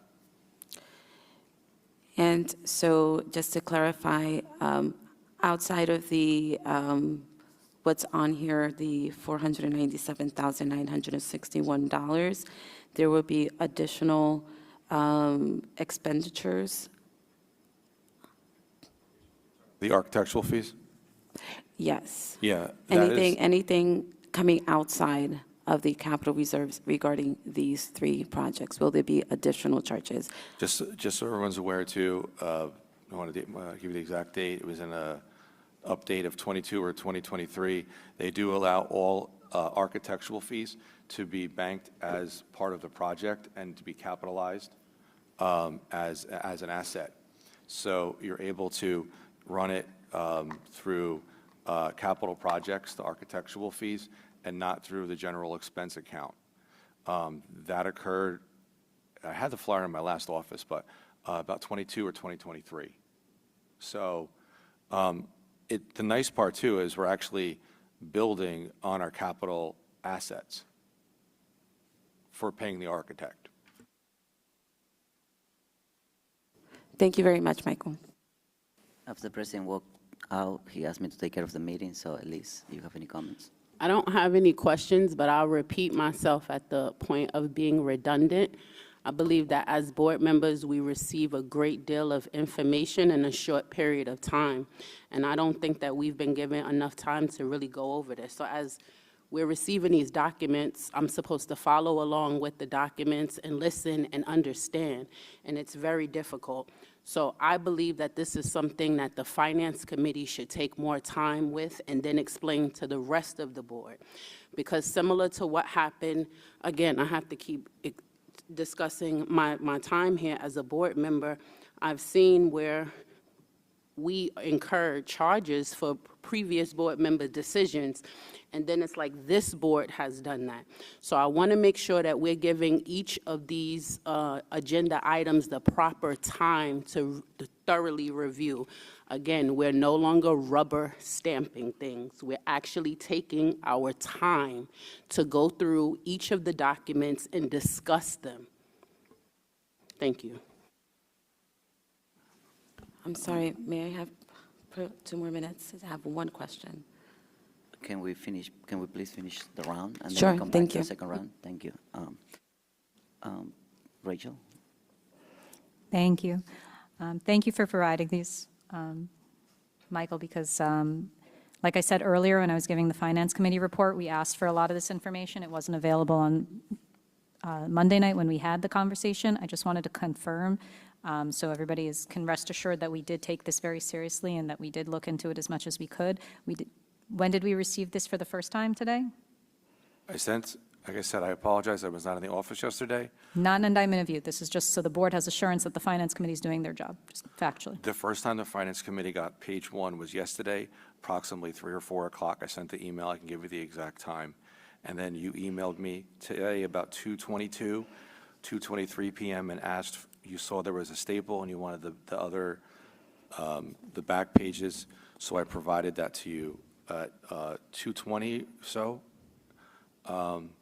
So I tried to get back to you as soon as possible. Okay, From your thank email you. at Okay. 12:22. I just want everyone to be clear that we definitely wanted to see these. So now that we're discussing them, I have a few questions.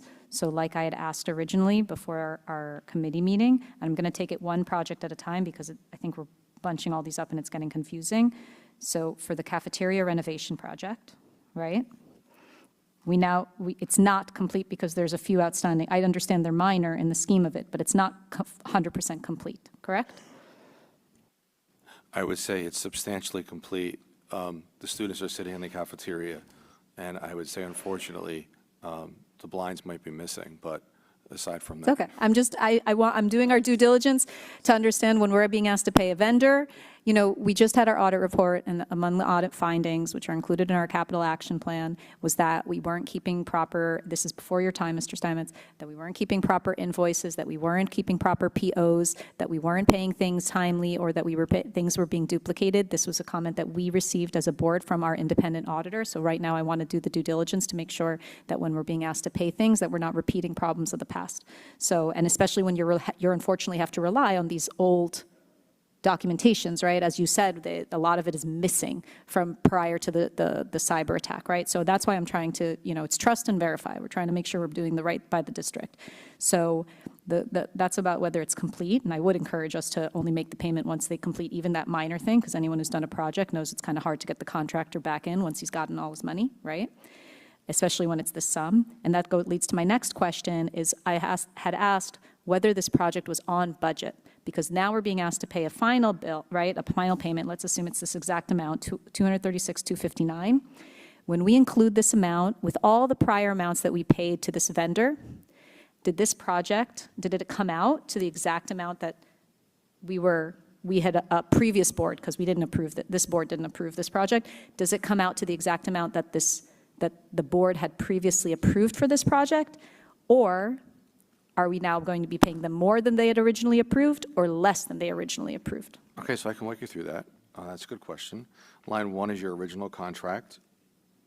If you look at the AIA for, it would be Mark Construction for the cafeteria, $2,146,000.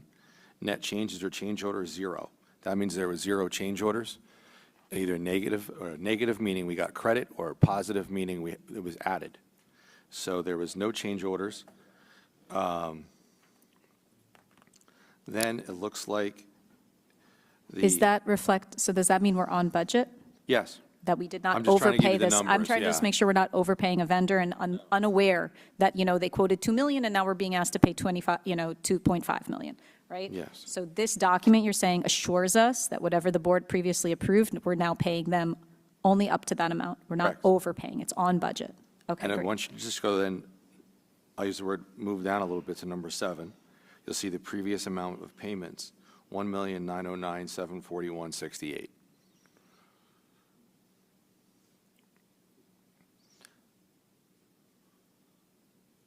So that's the amount that when we add Yes. this two, Yeah. And if you add that to the 113 plus the, and I'm trying to move fast, but Yep, the no, 122, I'm following you. 294, you're Great. going to get to the 2,146,000. Excellent. Okay. It's just a So it's little on budget. misleading. It's just a little misleading because line 6, I don't like how it does that. It takes out the retainage, which I guess they do for the form, but it does cause a little bit of confusion when you read it. that's fine. So yes, it's on budget. And then last question with this one, was it on time? Do we have a way of knowing that from this document?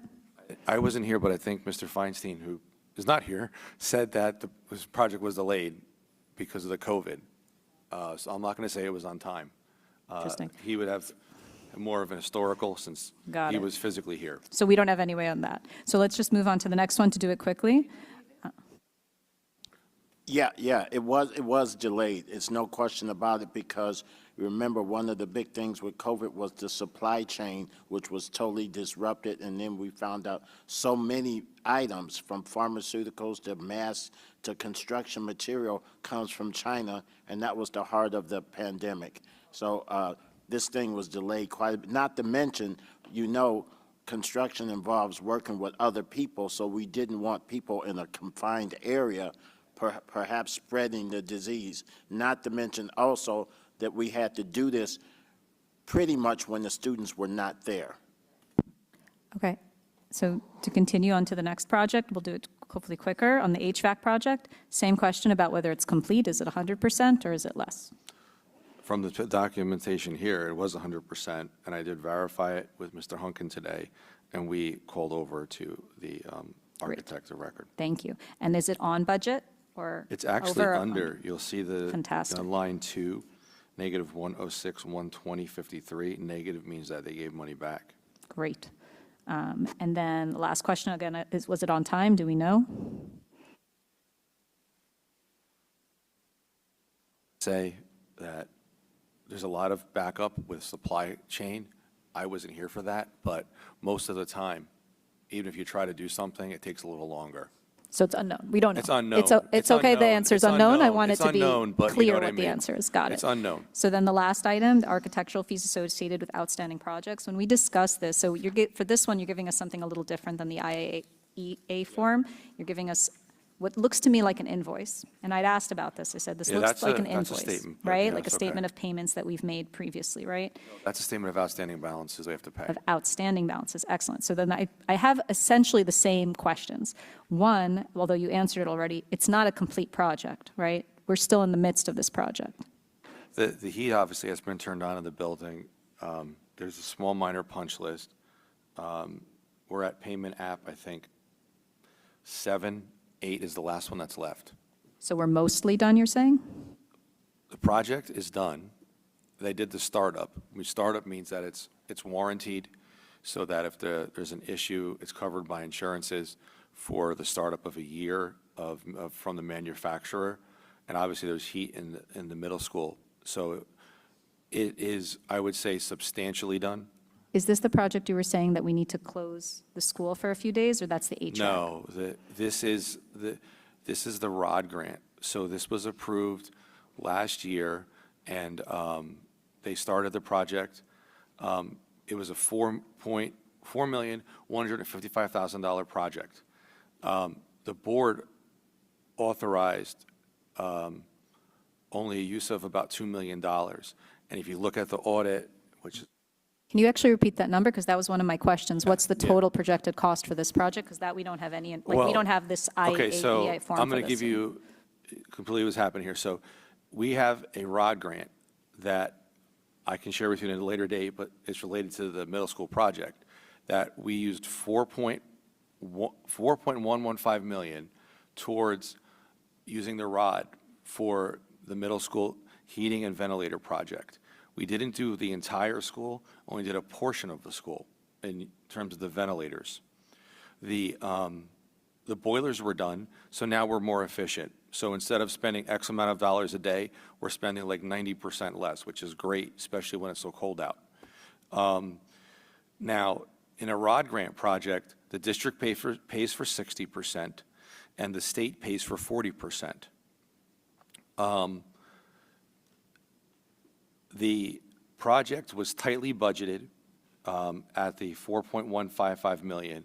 There was a lot of incurred costs, and you're worried about things going over budget. Well, there was abatement. There was some piping issues when they got into some of the rooms with the unit ventilators. So there was a bit of a additional cost. Now, because the board only approved 4.155, the additional labor was paid out of last year's budget through what they call the current expense budget, or Fund 11, and through the maintenance budget, especially for the abatement. That's why we are requesting the amount of $149,000 to cover the $66,000, plus the amounts that the architect can charge for the total project that will be over the 4.155. But the positive part is, in the end, the district is going to get 40% of it back in a ROD grant. So just and we in only the pay up interest to of time, 60. no, this is very informative, it's very helpful. Just in the interest of time to clarify, the 4.115 is for the project, not just for architect fees, correct? This is just, Architect fees are soft fees, and they're not included in the AIA. That would be like you get an invoice from a vendor. right, but the 60, let's call it the 149,000 in outstanding architect fees? Is that included in the 4.115 that we expect to pay? or That's on top of that. That's on top of that? Yes, but Okay. but the positive part is it's capitalized, and like I said, Is it capped also? well, they have a right to a percentage of the project. We have this to handle those outstanding bills, and like I said, we're up to payment app 8, and I gave you that email to the Finance Committee of how much is left.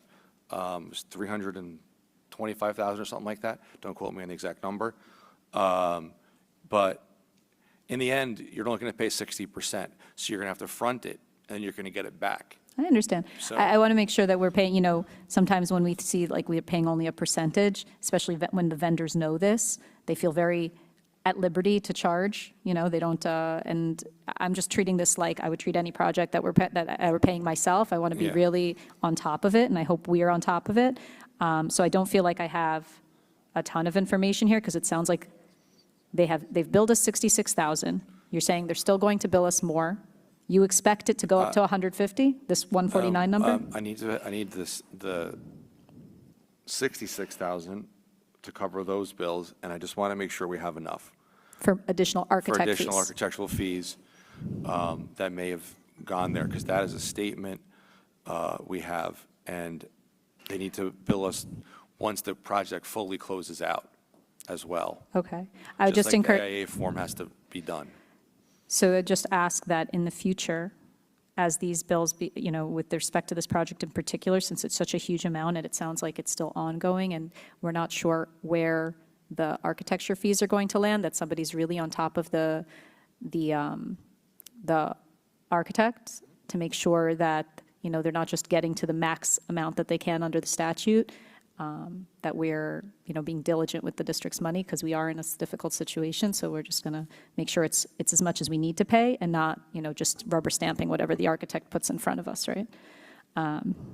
Okay, so we don't have an answer on budget or on time, because these are still ongoing. It's probably not on budget because they didn't anticipate for the abatement and some of the plumbing issues that they had.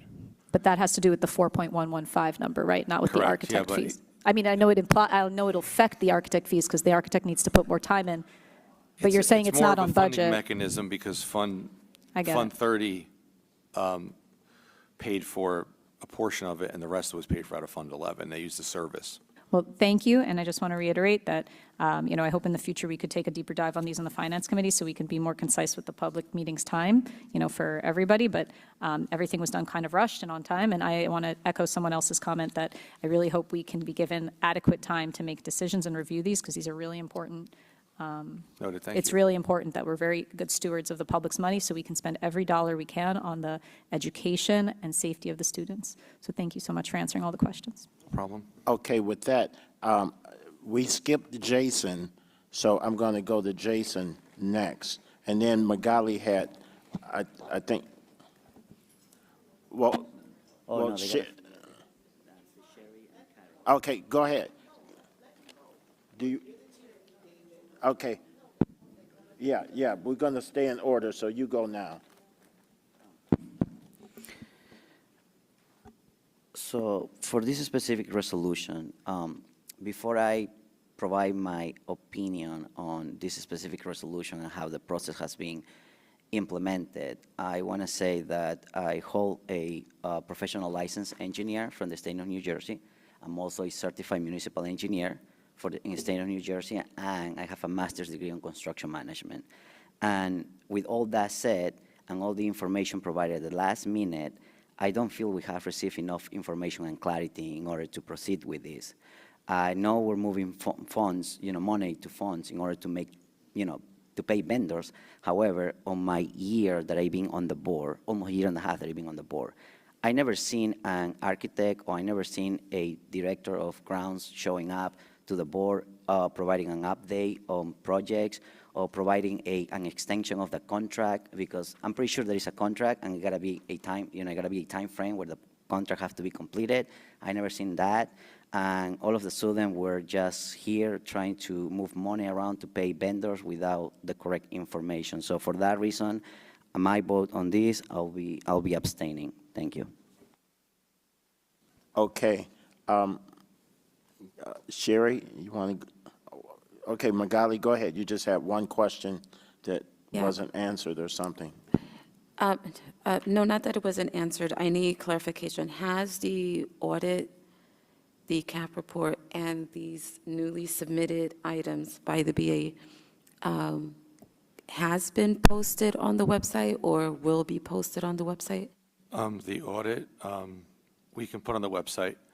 I got to see if it's even, the previous ones are there. I can post other ones too. I could check the website and see where we are. Some districts do share their audits on the website. I have no problem doing that if that's the board's will. I just need to check the website, and I'm not going to say I know or don't know that your audits are on the website. I'm going to check, and I will, if that's what everybody wants, we can put them on. Once they're board approved, I can put it onto the website. Okay. And I can also share it with the public in terms of Oprah requests or anything like that as well, for anything, but the board has to approve it first, okay? Point of information. The board already approved the audit, right? Correct, yes. And the items that you submitted to us today is public information, correct? The AIA application for payment statement. The AIA is for the motion we're talking about now, which is the construction projects itself. And the CAP report is part of the audit report, correct? I would say it's like, use the word married, they're married together. When that's fully completed and approved by the board, but anything that has been board approved, if the audit, and it's, I guess I'll say it again, it's the board's will, we'll talk to the technology department and whoever does the website, get approval from the superintendent, and then we can get it on the website if that's the board's will. Okay, thank you. I just want to make sure that the community has the same public information that we have so that they can follow along. Okay, thank you. We're going to go to Karen next with Sherry's permission. Fine. Thank you. So I just have one really quick question based on what was shared last time. Just want to confirm, did you share that if we don't pay this, that there's an individual who said that they were going to sue us within 10 days? The vendor central pack, and I emailed the company yesterday and said we have a board meeting tonight, so I'm going to get back to you after the board meeting. That's all I pretty much told them, and that they tabled it last week. That's all I said. Sherry? Okay, so thank you. I was a part of the Finance Committee meeting.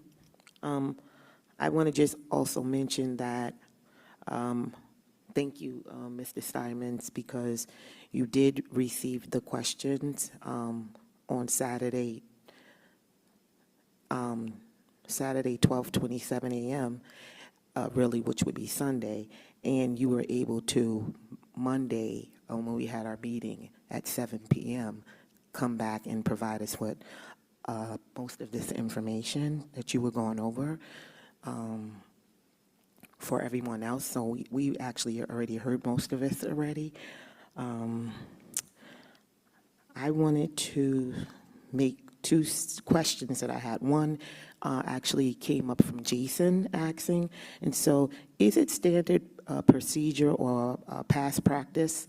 I'm going to be honest, I've been here for these last 3 years, and I've never had or seen an architect come before the board to answer questions. So Jason mentioned that.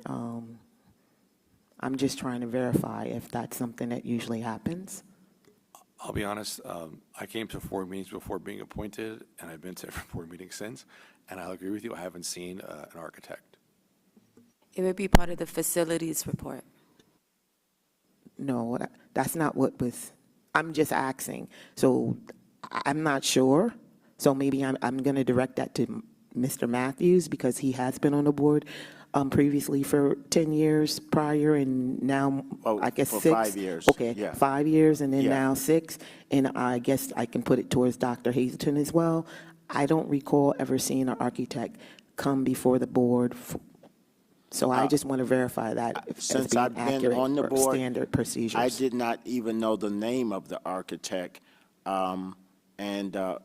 In my prior service on the board, this was a long time ago, we did have presentations, because that was when we were going through the bond approval process, and we had I forgot the exact amount, maybe it was like $30 million, so we had multiple projects, expanding quarrels, even when the academies first started, the upgrade of the South Building, so that was a massive project. And I did know the architects. They were in, I think they were in Palisades Park, but obviously they're not our architects now. So I guess it just depends, and we have had nothing like those kind of massive projects since. But would it be okay for them to come and introduce themselves or send us a brochure at some point in time in the future? Sure. Good evening. So since I started here, I have not met the architects here, but in previous districts as superintendent, the architects did give presentations. We were in the middle of building additional structures, so they did. So it's not uncommon. I haven't engaged in it here, but in previous districts, yes.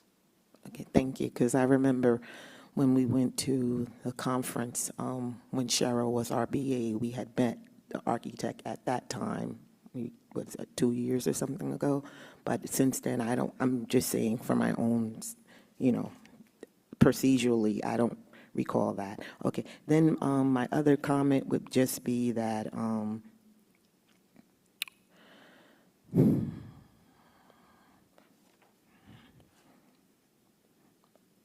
I just want the public to know that we have received information, as far as the boiler project. I understand that the issue there was an abatement as well as an issue with asbestos and mold, and that's what caused additional, fees for us, pretty much, right? Well, the architect can charge a percentage of the project, so if the project escalates, they have to come back out and check things, like if they did the abatement properly, so on and so forth. It's just a part of the process. So I'm just going to say, because we had a 2.5-hour meeting, I can honestly say, just for the board to know, other members, that the Finance Committee did do their diligence, I would say, and we did go over pretty much every aspect with the exception of the cap. Many questions were asked and answered. So I do want you to feel good about that. I would just only say that in the future, I guess, I'm not sure if the chairperson or whomever is going to post the information up. I'm not sure what the process should be as far as, I know we videotaped it, I believe, or somehow, I think Mr. Flores, either he videotaped it or he did a recording, AI recording, right, Jason? Oh, I'm sorry, what are you asking? I was asking about the recording. Was it a recording or? I could answer that. Okay. We have a transcript, which Oh, is going yeah. to be used for minutes, for Yeah. creating minutes. Okay, so I guess we'll just maybe put that up for everyone to be able to look at and listen, for, read for their own. All right, but my point is, I just wanted everyone to know, and I wanted to state that we did do a thorough review during the Finance Committee. 30 seconds, Rachel. Yeah, just to clarify for the to set the public record straight, Mr. Steinmetz, was any of these documents available to us at the meeting on Monday night? It wasn't because it was in my office. And when we asked, I understand. I just want to set the record straight because it was said that we went over all of this, but we didn't have it available at the meeting. And also, did you have when we asked you whether the project was complete, on budget, under budget, or on time, over time, did you have the definitive answers for those at our meeting our Finance Committee meeting, or did you say you were going to follow up with us on those? I said I was going to follow up with you on it, and I did Okay, so. thank you. I just want to make sure it's on the record correctly. Okay. You finished, Sherry? Yes, I am finished. However, what I'm going to say is that it was a 2.5-hour meeting and that many of these questions were reviewed and spoken about. So, Okay. Okay. David, you were there. With that, I just want to say that I did get a chance. I don't know enough to intelligently understand all these documents. This is the first time since I've been on the board that I've seen these AIA documents and then these other detailed documents. So what I did, I called Mr. Steinmetz because I wanted to know in lay terms, very simple questions. So he told me, and I wrote this down, that in terms of the cafeteria, which I have been in twice, and this was like in the beginning of the school year, that it was 98% complete. So to buy shades for your house, if you look at it like that, obviously this is a bigger area, but if that's one of only a few minor things, then 98%, sure, we're going to make sure that other 2% is complete. And Mr. Steinmetz, if I quote any numbers that's not correct, because this is being videotaped, please Mr. Matthews, interrupt me. Say one thing. You said 98% when we discussed it, and I said, I guess that's about right. I didn't exactly say 98%. I said there was a punch list on retainage. I just agree with you. That is okay, 98%. That was my exact words, but it's okay. Okay. Okay, as far as the quarrels in the Whitemore High School HVAC and electrical upgrades project, you stated to me that all the work, this is a quote, all work is completed, and that this is simply the final payment for all the work that has already been done, correct? Correct. Okay, so obviously, if all the work is completed and no one has raised any objections about the quality or that somehow something was missed, then we, again, this is from a layman's point of view, we owe them this money. Okay, the third thing with the architectural fees, everyone keeps using the word abatement. Everybody may not know what that is, but that essentially means, and correct me if I'm wrong, that they found some asbestos in the building, and that obviously is a very dangerous situation and had to be removed, something that a lot of old buildings have. The place we used to have as our headquarters was filled with it. So that would raise, obviously, some additional cost that no one could foresee. Okay, and And the thing about it is, you pointed out to me that all unused funds will go back to capital reserves, and that you will go over any invoices, and you're not going to just pay them tomorrow, and make sure that the funds are properly dispersed after the work is done and is completed. And so that's what I was told. And yeah, about the architectural fees. So with that, I'm going to call the motion for a vote, a roll call vote. Second. So to be clear, I have a motion from Mr. Feinstein, a second from Mr. Flores on this already, and we now have to do the roll call vote. Ms. Banks Watson, Yes. Mr. Feinstein, Yes. Mr. Flores, Abstain. Ms. Haber, Yes. Ms. Matos,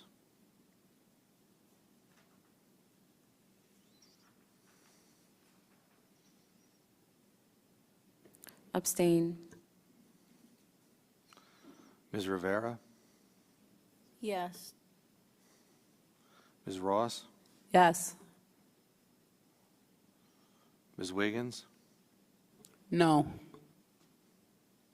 Mr. Matthews. Yes.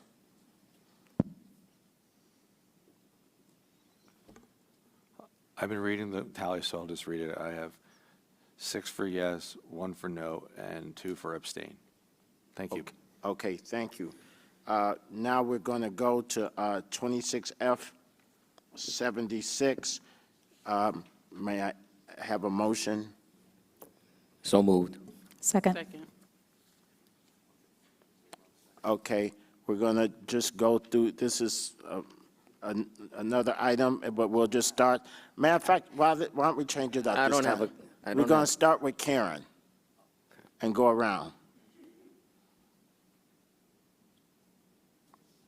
Yeah, I just want to clarify, this is free at no cost to the district due to a training that you guys attended? Yeah, we went to the training, and lunchtime we spun the wheel, we won. Great, thanks.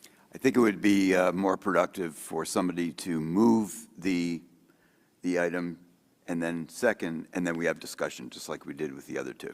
We just did. I moved We it. just did. Yeah, thank you. we have a motion and we have a second. By Mr. Feinstein, and second by Ms. Haber.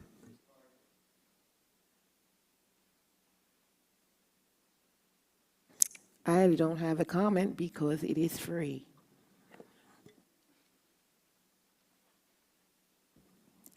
We went over it at the Finance Committee meeting, so thank you for providing all the information. And just in the future, if we could get that in advance of the request to approve it, like in advance of last week's meeting, would have been helpful. But thank you. No more questions. Jason? I have a quick question. Who spin the wheel? Who spin the wheel? Who spin the wheel? Did, It was during the lunchtime at the frontline training, and it was a digital wheel. Like, Who- they had all the districts on the digital who wheel. spin it? You spin it? No, the person that ran the training. Oh, good. Okay, that's all. Thank you. No comment. Magali? Can you just give the public a quick blurb on what this is? First of all, congratulations for winning this 6 month of free service Ms. Farris subscription. isn't here, but I'll just say it takes our, Frontline does our HR software package, and you're able to do analytics on terms of data, and I think this data, quoting what Ms. Farris was saying to me, we're talking about in the office, the board will like it because it's additional data that you're going to get, like how long it takes for us to fill a position, if a person is hired or whatever, there's a whole bunch of data that's driven off it. She can speak better to it than I just spoke to it, but there's all this data that gets pulled from the data that's in our frontline system. And they do pie charts, and they were showing us all about it at the training. Okay, great. I look forward to getting a follow-up to see how that works. have nothing to say. Bill? I mean, the only comment I have, obviously, I'm still baffled as to why this was tabled and we're discussing it tonight. I think that we were in a rush to table items, and this could have been discussed last week and answers provided in order to approve it then, but we're here tonight, and so I'm in favor of having that additional platform, at least for 6 months. Okay, my only comment is that to just let everybody know for sure that this does not obligate us beyond the free period. After we've had it for this period of time, the administration will evaluate it and come back to us if they want to continue it. Frontline is a very widely used platform for a lot of different things. I know Tenafly uses Frontline. Whether they have this one specific type of software or I'm not sure. So with that, roll call, please. Ms. Banks Watson? Yes. Mr. Feinstein? Yes. Mr. Flores? Yes. Ms. Haber? Yes. Ms. Matos? Yes. Ms. Rivera? Yes. Ms. Ross? Yes. Ms. Wiggins? Yes. Mr. Matthews? Yes. And I think we're officially warm and fuzzy now. Okay. Can I have a motion for 26F77? So moved. Second. Okay, we're going to start with Karen. This is a renewal of a practice that's been happening for years, so no questions here. Thank you. Sherry? I would say same. The district has been using this for over 20 years. And also, this information was provided to us a week ago. So I would also mention that in stating that. That's it. Rachel?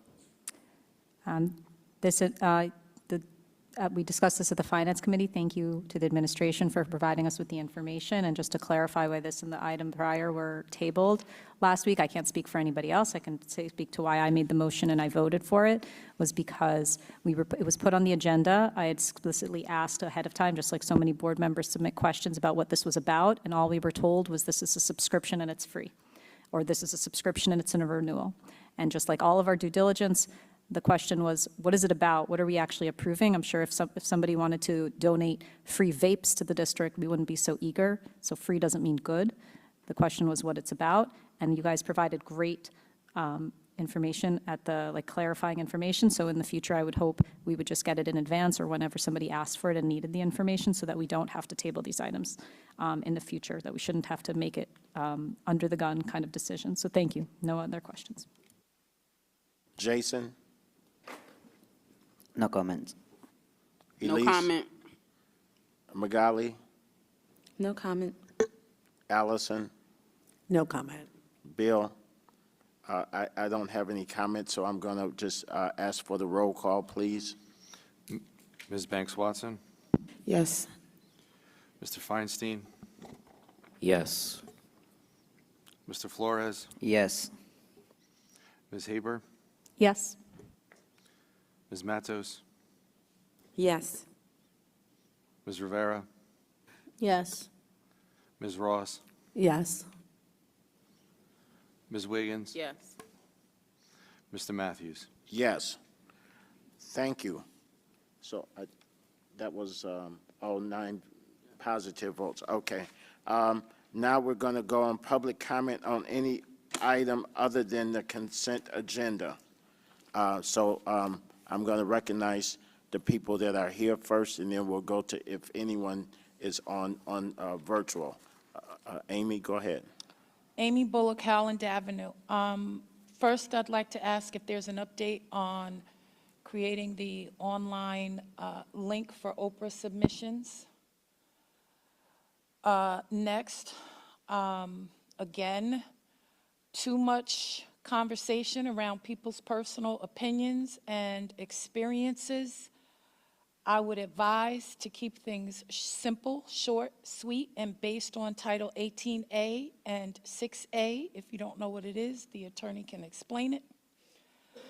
I would suggest you be reminded, I haven't heard anybody talk about a policy or creating one, and that's your job, to create policy that governs the district. So I have some suggestions. There's been a clear message that there's some discrepancy about when information is received or not received, so perhaps a policy indicating when you should receive agendas and supporting documentation that will allow you enough time to review it would be warranted. Perhaps a policy dictating what information should be posted on the district website, including, as Ms. Matos asked last week, Q&A, audits, CUSAC, corrective action plans, presentations, some more suggestions, potentially another policy, right? I'd like to thank Ms. Wiggins for abstaining on the trip to China, recognizing that her child could be impacted by that. I appreciate that you recognize that. Y'all have 4 agenda items on here, and we've been here for 3 hours. That makes no sense. The attorney is giving out trainings on Robert's Rules of Order at the expense of the taxpayer. Not cool. Lastly, I want to say I sit and I watch all of you, and it is very evident to me that there are some personal issues between some of you. I see it in your face. I hear it in your tone. It does not present well to the public. We don't expect you to agree on everything. You shouldn't agree on everything. That would then be rubber stamping. However, this tit for tat, we got it, we didn't get it, we got it, we didn't get it, doesn't present well to us. It doesn't show us professional, because those types of conversations should not be happening in front of your customer. I can say this to you because while I don't manage a $76 million book of business for a living, I do manage a $26 million book of business in the healthcare industry. I could never go in front of my clients and display the facial expressions and tones that you guys, some of you, are demonstrating at these meetings. It is absurd. And we can see it, whether you realize it or not. We can see it. So I would suggest try to be a little more cognizant of your tone, be a little more cognizant of your facial expressions. If somebody says something that is offensive, a simple, that was not my intent, I apologize, solves the whole thing and goes a really long way. Thank you. Thank you. Any other member of the public that's here physically that wants? Go ahead. Please and thank you. Mina Ford, right? Mina Ford, 166 Grand Avenue. So thank you, Amy, because she said several things that I had on my list here. So I won't repeat all of them, but I do think that some of these things warrant repeating.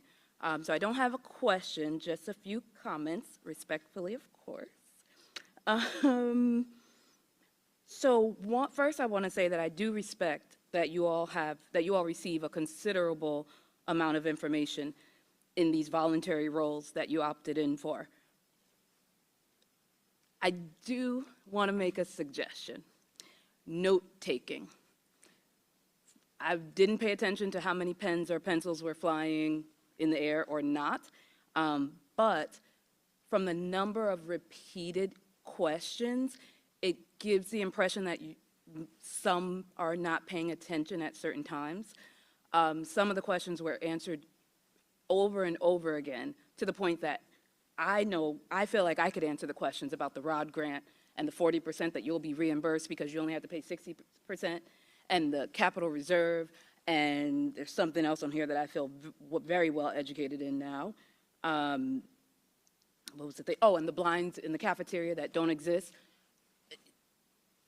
Note-taking might be helpful and help to reduce the redundant questions. As it was pointed out, we've been here a very long time hearing the same things again and again. And when it doesn't happen, although the questions were answered pretty consistently, so thank you for that every time. I will add, when it doesn't happen, direct answers, direct, concise responses are also helpful. Happen a little bit, not a whole lot. Again, respectfully, of course. At one point, there was just bringing it to the forefront for future, the discussion of ethics, although I'm very excited that a particular resolution was passed, there was concern that it wouldn't be, and there was a question about reputation and things like that.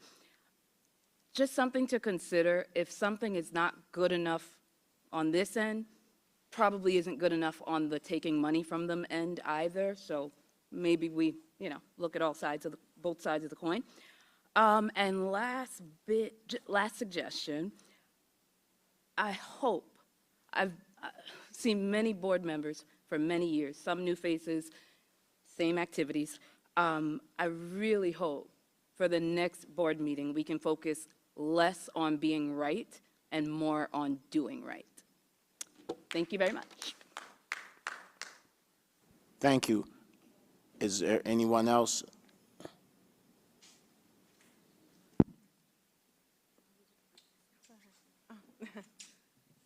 Not short, people friendly. Good evening, everyone. So this is actually my first time coming. I have been online on another occasion, and so we've experienced. Can you state your name? This is our first time. Sorry, Diana Castro, 69 Highwood Avenue. Actually, a resident for 40+ years here in Inglewood. A proud alumni of Dwight Morrow High School. Yes. Okay. And this is My name is Luz Garcia. I'm 225 2nd Street. And so anyway, we're here, we're parents. We're parents, right? And we're here to speak on behalf of the Inglewood Eagles soccer team. The coach was gonna come, but he unfortunately had a family emergency, so we told him we'd come on his behalf. There was representation a couple months back, and I kind of just wanted to give you a little brief of that representation. So we're here on behalf of the Inglewood Eagles soccer team, which is a nonprofit organization dedicated to the development and excellence of young athletes in our community, with the goal of shaping better individuals through sports, discipline, and teamwork. We currently serve approximately 100 children, ages from 6 to 16, all of which are students of the Inglewood school system. In November 2025, our soccer team submitted a request to the Department of Education to use one of the school's auditorium or gymnasiums, subject to availability, so we can continue our activities safely during the winter seasons. We remain hopeful for a positive resolution that will allow us to continue training and supporting our young athletes. We respectfully ask that you please review our application to rent a space and provide us with any available dates so that we may continue offering a safe, structured, and positive environment for our children. We would also like to thank the board and the administration for their support and assistance during the summer. We truly appreciate your time and consideration. And so in summation, within the environment that we've been working with this team, we've observed meaningful growth, not only in our children's athletic skills, but also in their attitudes, determinations, and self-confidence. We respectfully request that you support and consider, I apologize. We request your support and consideration by permitting the organization to utilize the available auditorium or gymnasium for a fee throughout the remaining winter months. This opportunity will allow our children to continue developing in a positive, structured setting that has already shown significant benefits to their overall growth and well-being. And thank you for your time. Thank you. Thank you. I guess if, in terms of using the facilities, you would have to talk to the superintendent or his or her. Good evening. Good evening. I remember that request. It doesn't come through the superintendent. There's a use of facilities form, and the business office and other staff members that handle that, I think I was copied on that, and you guys won like a local tournament as well, so We did, congratulations. yes. Thank I know you. Mr. Flores is a Thank big you. supporter, And I've been working with him to ensure that, we can accommodate. Just going back to that November request, I remember that it conflicted with some dates for our sports teams. Other activities, right. So if the gentleman can resubmit, the person that oversees that will look at dates that may or may not align. It was not that we didn't want to support the organization, it was that it conflicted with school functions. But, we are open to looking at, how we can try to accommodate if possible. Thank you. You're welcome. Thank you. We appreciate it. Thank you. Thank you for your time. You're welcome. Thank you. Is there anyone online? Okay.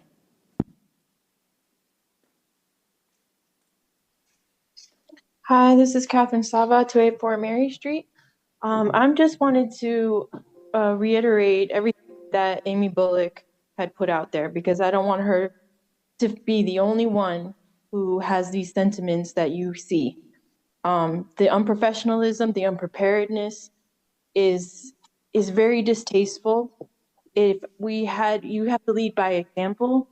You want your children to see that this is how you behave in an adult environment. We're all here just trying to make things work. So I really think that we need to reflect and think about what we're doing here. So I just wanted to make sure that she is not the only one who feels this way. Parents are also watching, other parents from all different backgrounds. We're all watching. So that's my only comment. Thank you. Is no one else? Okay, with that, we're going to move to old and new business. So is there anyone on the board? I'll go with Elise, then Magali, and anyone else? Rachel. So our students have been invited to attend a law and medicine forum on Saturday, April 11th at Fairleigh Dickinson University. It's a chance for our high school students who are interested in the fields of medicine and law to actually hear from people in the profession. The event is still all of the details are not in place yet, but this is something that I would like to be on the agenda for next month so that we can vote to approve it, because the only cost to the district is the transportation.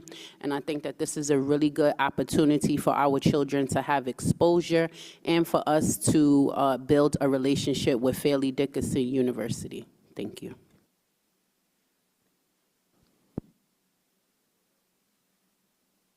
Magali? So I want to thank all of the audience that are still here and those that participated in the public comment, and also welcome the parent that came up regarding the soccer field. It's your first time here, so welcome. Hopefully it will not be your last time. So thank you so much. I wanted to also I was told that there's a bingo event this evening. I don't know that we'll make it because of the time, but just know that it was shared by other parents and part of the parent-teacher organization that are hosting these awesome events for our parents and families. So I wanted to follow through and just, there's some fun stuff to do in the district. My last question is, so I wanted to know when was the last facilities report? And also when will a facilities report or presentation be had? And you don't have to answer that now if you don't have the question, but I just wanted to put it on record so that we have documentation. Okay, thank you. Anyone else? Oh, Rachel. So I have two separate items of old business, or one old and one new, I guess. So the first old business, at last week's board meeting, we were presented with the state safety incidents. That's a required report that, we collected according to the state requirement. The Department of Education requires us to collect it, and it's reported to us periodically under the regulations. So I had asked last week We were told there were 148 incidents through, don't quote me on the date, it's about half of the year, right, December, January. And I said, well, if you look back historically at our amount of incidents, that's actually as much, and in some cases more, than we received for an entire year. So my question then was, can we receive some information on why this year we have, essentially, if we're on track, if we keep this pace, we're going to have double the number of safety incidents as prior years? So do we have an update on that? No, we don't have an update because Monday we were closed, and we have been preparing for this board meeting. Mr. Ortiz, who presented, is still working on that. And so when that is available, and we've had other issues in the district, running the district. So a lot of requests, and we are trying to meet those requests as they come in. But and there are some issues with the data that you shared, so Mr. Ortiz will be working on that, and we'll get that information to you when it's available. Thank you. Is it reasonable to expect it before our next general board meeting? For the next board meeting, February the 22nd, yes, I think that is doable. It wouldn't be at the end of this week. Great, thank you. And I would just request, like I've said before, that we receive it before the meeting, that we not see it for the first time at the meeting. Last week's info, it was listed as a presentation on the agenda, but we don't get to see that presentation. We'll often get the copy of the presentation at the meeting, but we don't get it before, and I feel like it hinders us from being prepared to ask meaningful questions. So to the extent possible, if he's going to be making a presentation or whatever the follow-up is, if he can provide us with that information in advance, I think that would be helpful. Now I have an order of new business, separate. Can I continue? Okay. So my question is on new business. This is now the third meeting we've had of the year of 2026, and out of the 3 meetings, during 2 meetings, we've had serious violations of Robert's rules that the attorneys had to talk to us, essentially, and like echoing what public comment has said, giving us a talking to about Robert's rules. And I agree fully with what the attorney has brought up. I brought it up myself during our very first meeting about interruptions and about being recognized by the president. At this meeting, it was brought up about, speaking about members in particular and not about the resolutions at hand. And obviously, there were interruptions as well. So my question is, and I'd actually love to hear the attorney's take, if you would like to ask the attorney, my question to you, Mr. President, is if it continues, that we're going to, because this didn't happen last year. We weren't having Robert's Rules violations at every single meeting, not that I can recall. If this continues, because it's such a bad look for the district, because it's so harmful to the operations of us as a board, what should we expect to be done, or what is the appropriate reaction that we should have as a board, or that you should have as the leadership of the board to continued violations of Robert's Rules at our meetings? Well, as I started the meeting out with my statement was that we hope to have the kind of meetings, and it doesn't happen overnight, but to have the kind of meetings where someone considering moving into Inglewood and just popping in online to see what kind of, how we conduct ourselves, that our conduct and the way we are prepared and address the questions with respect to one another, that they would walk away saying, I want to really take a second look at this town. So I will work with the Vice President and take suggestions from other members.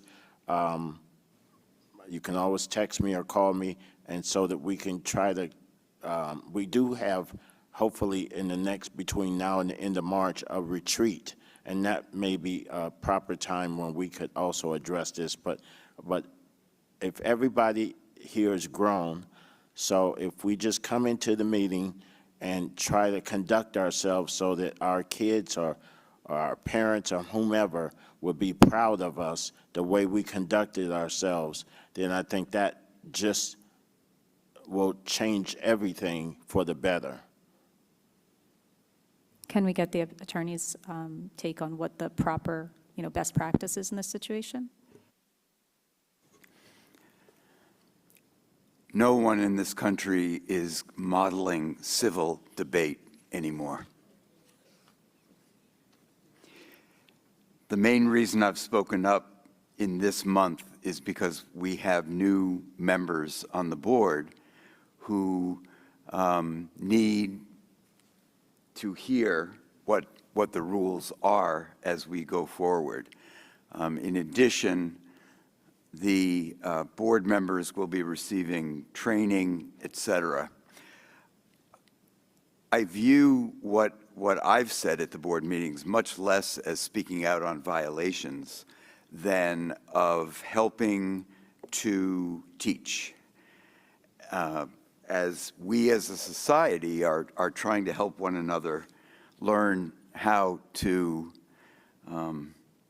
talk to one another and disagree with one another without some of the horrific examples of civil debate that we've seen. And so what I can say is I have taken the liberties that I have at this meeting, at these meetings this month, particularly because it's the first month of this new board. And it's a good opportunity to lay out some of those rules. I do recall that you brought up Robert's Rules.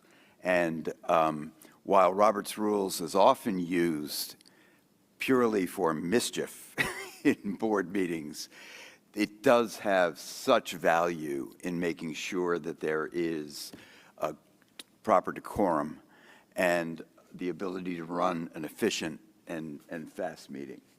And going forward, anything that the board would like in terms of presentations, case studies, you know, whatever, just let me know. The question was something else. Sorry for interrupting. Let me just interject here because I think this is very pertinent. And I was going to bring it up under old and new business by Miles. Phil has offered his services free of charge to help new board members and even long-standing board members or continuing board members. And he sent me an email, but we've been so busy with so many other things. But I do plan on getting back to you hopefully tomorrow, most certainly no later than Friday. And I'll share it with the rest of the board because I think it's a very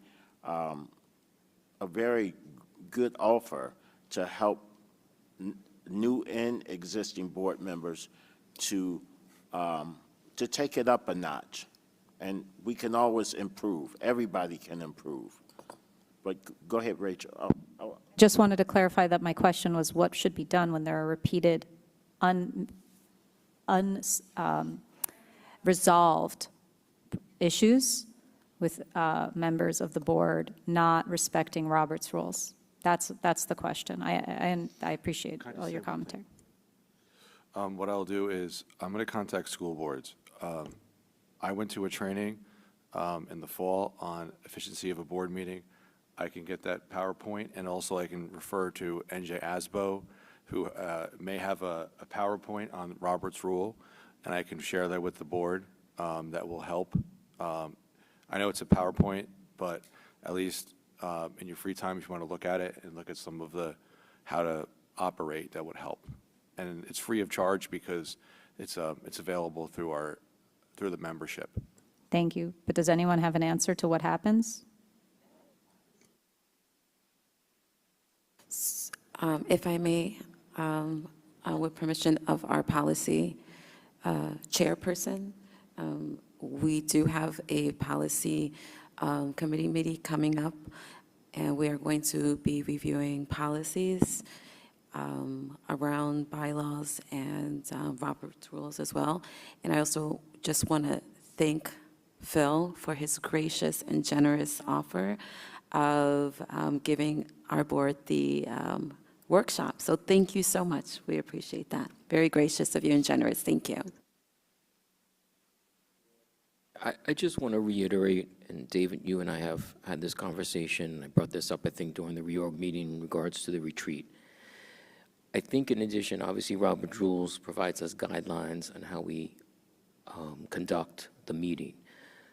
But I think what we really need is an agreement between all of us as to what our board norms are going to be.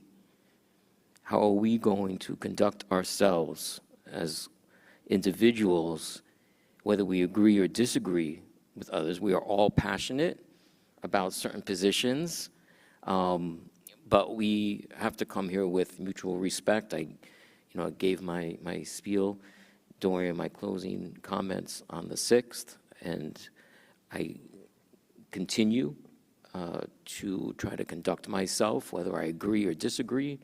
And I want to work collaboratively with each and every one of the board members and the administration. But we have to, as a board, as a whole, have to come up with how we're going to conduct ourselves. And that is one of the, which I shared with you, one of the main areas that needs to be discussed at this retreat. We're not going to talk about the goals of the district. We need to talk about how we're going to operate as a board and conduct ourselves so we don't get comments like that from the public and whoever else is listening from home. It's quite unsettling to have members of the public tell us that we are conducting ourselves unprofessionally, and it's very clear to the naked eye that we are doing that. So I really, really implore you to, I know you're reaching out to New York school boards, trying to get a date. I hope within the next week that you can poll the board and we can all come to an agreement that we're all available and that we can truly, truly have it in a casual setting, not around this table, in a much more casual setting. We can sit down and really have some true, honest dialogue and try to get past some of the personality and other issues that are coming to surface during important conversations that we are having about the district and the kids. Yes, I'm going to go there. Yes, that is Melissa. I spoke to her yesterday, and she said she was going to send me an email today or either tomorrow with some dates that she's available. And so I'll share that with the board and see if we can come up with the retreat. And team building is the #1 item on the agenda. There can be others. It's not going to be a forever type of meeting, but that is something we definitely, everybody can take part in. Karen? So I think part of the reason here is not necessarily just solely following Robert's rules, but it's the lack of clarity regarding the role of the board member. So I just want to read something based on the training we just had regarding, as individuals, board members cannot make decisions for the board, take actions for the board, speak for the board unless the board has authorized them to do so, direct any staff member or administrator, and direct the superintendent. And that's in black and white regarding a training we just had. And we all know that the actions that are happening here are not following based on what our roles are, right? We can give examples, because I'm all about in the spirit of transparency, but I'm going to just leave it at that, right? So I think that that's also important. Thank you. Thank you. With that said, my only comments, I want to end on a positive note, and I just want to share that I had the opportunity to attend the My Brother's Keepers program up at the high school. It was well attended. These are and Sherry was there also. And the speaker this time was Dr. Jason Baines, who grew up in Teaneck, graduated from Princeton, Yale Law School, Mount Sinai, and University of Pennsylvania Fellowship. He's our team doctor for the district, and he's an orthopedic surgeon. And I think it was really, really good. It was, he answered questions, just an ordinary guy that's local and that's done very well for himself. His mom used to be the superintendent here, actually. So I just want to let people know that these programs are in place, and I think that they're making a difference. Secondly, I wanted to mention that I did get a chance, along with my wife, Teresa, to go to the JCC music concert. Magali was there, Elise was there also, and this was to see our kids singing songs, I believe in Hebrew, I believe in Spanish, seeing our kids also sing a song in Korean, and of course English, with all these different other individuals was really heartwarming. And it would have been a great opportunity, and I hope that on March 29th, there's another one that's, it usually is held at Bergen Academies, but I'll send out the information. But there's another concert, the Gift of Music concert, which is their fundraiser. But for the board members, I hope that you can go, and you can make it a family affair. So if you have kids and you're worried about baby, I think they will all enjoy this, and it's so professionally done, and it's local, and I'm just happy to have this program in the district. The smiles and the parent turnout was amazing. Magali and Elise was there, and I think they would agree with me, and I thoroughly enjoyed it very much. And by the way, they gave a shout-out to Dr. Hazelton. They gave a shout-out to Joe Armental also, so they recognized district leadership. Mr. Armental was there. So with that, I'd like, oh, you want to say something? Was it flyer? Yes. Oh, go ahead. Okay. Quickly, I just want to give the community an update as far as our community food drive. We are to remain where we will be supporting the community through food assistance. Our next pantry distribution is scheduled for this Thursday, January 29th from 4 to 6 p.m.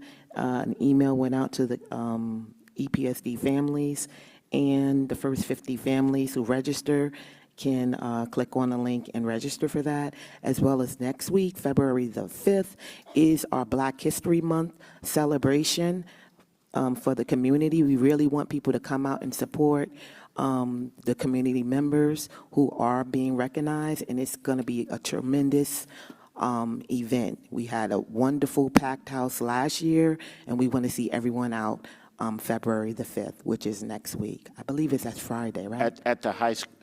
Is that At the- Thursday? It's Thursday. At the high school. Next Thursday, please come out. It's going to be a tremendous, wonderful event for the community. So we'd love to see you there. Thank you. With that, I'm going to ask for a motion to adjourn. So moved. Second. All those in favor? Aye. Aye.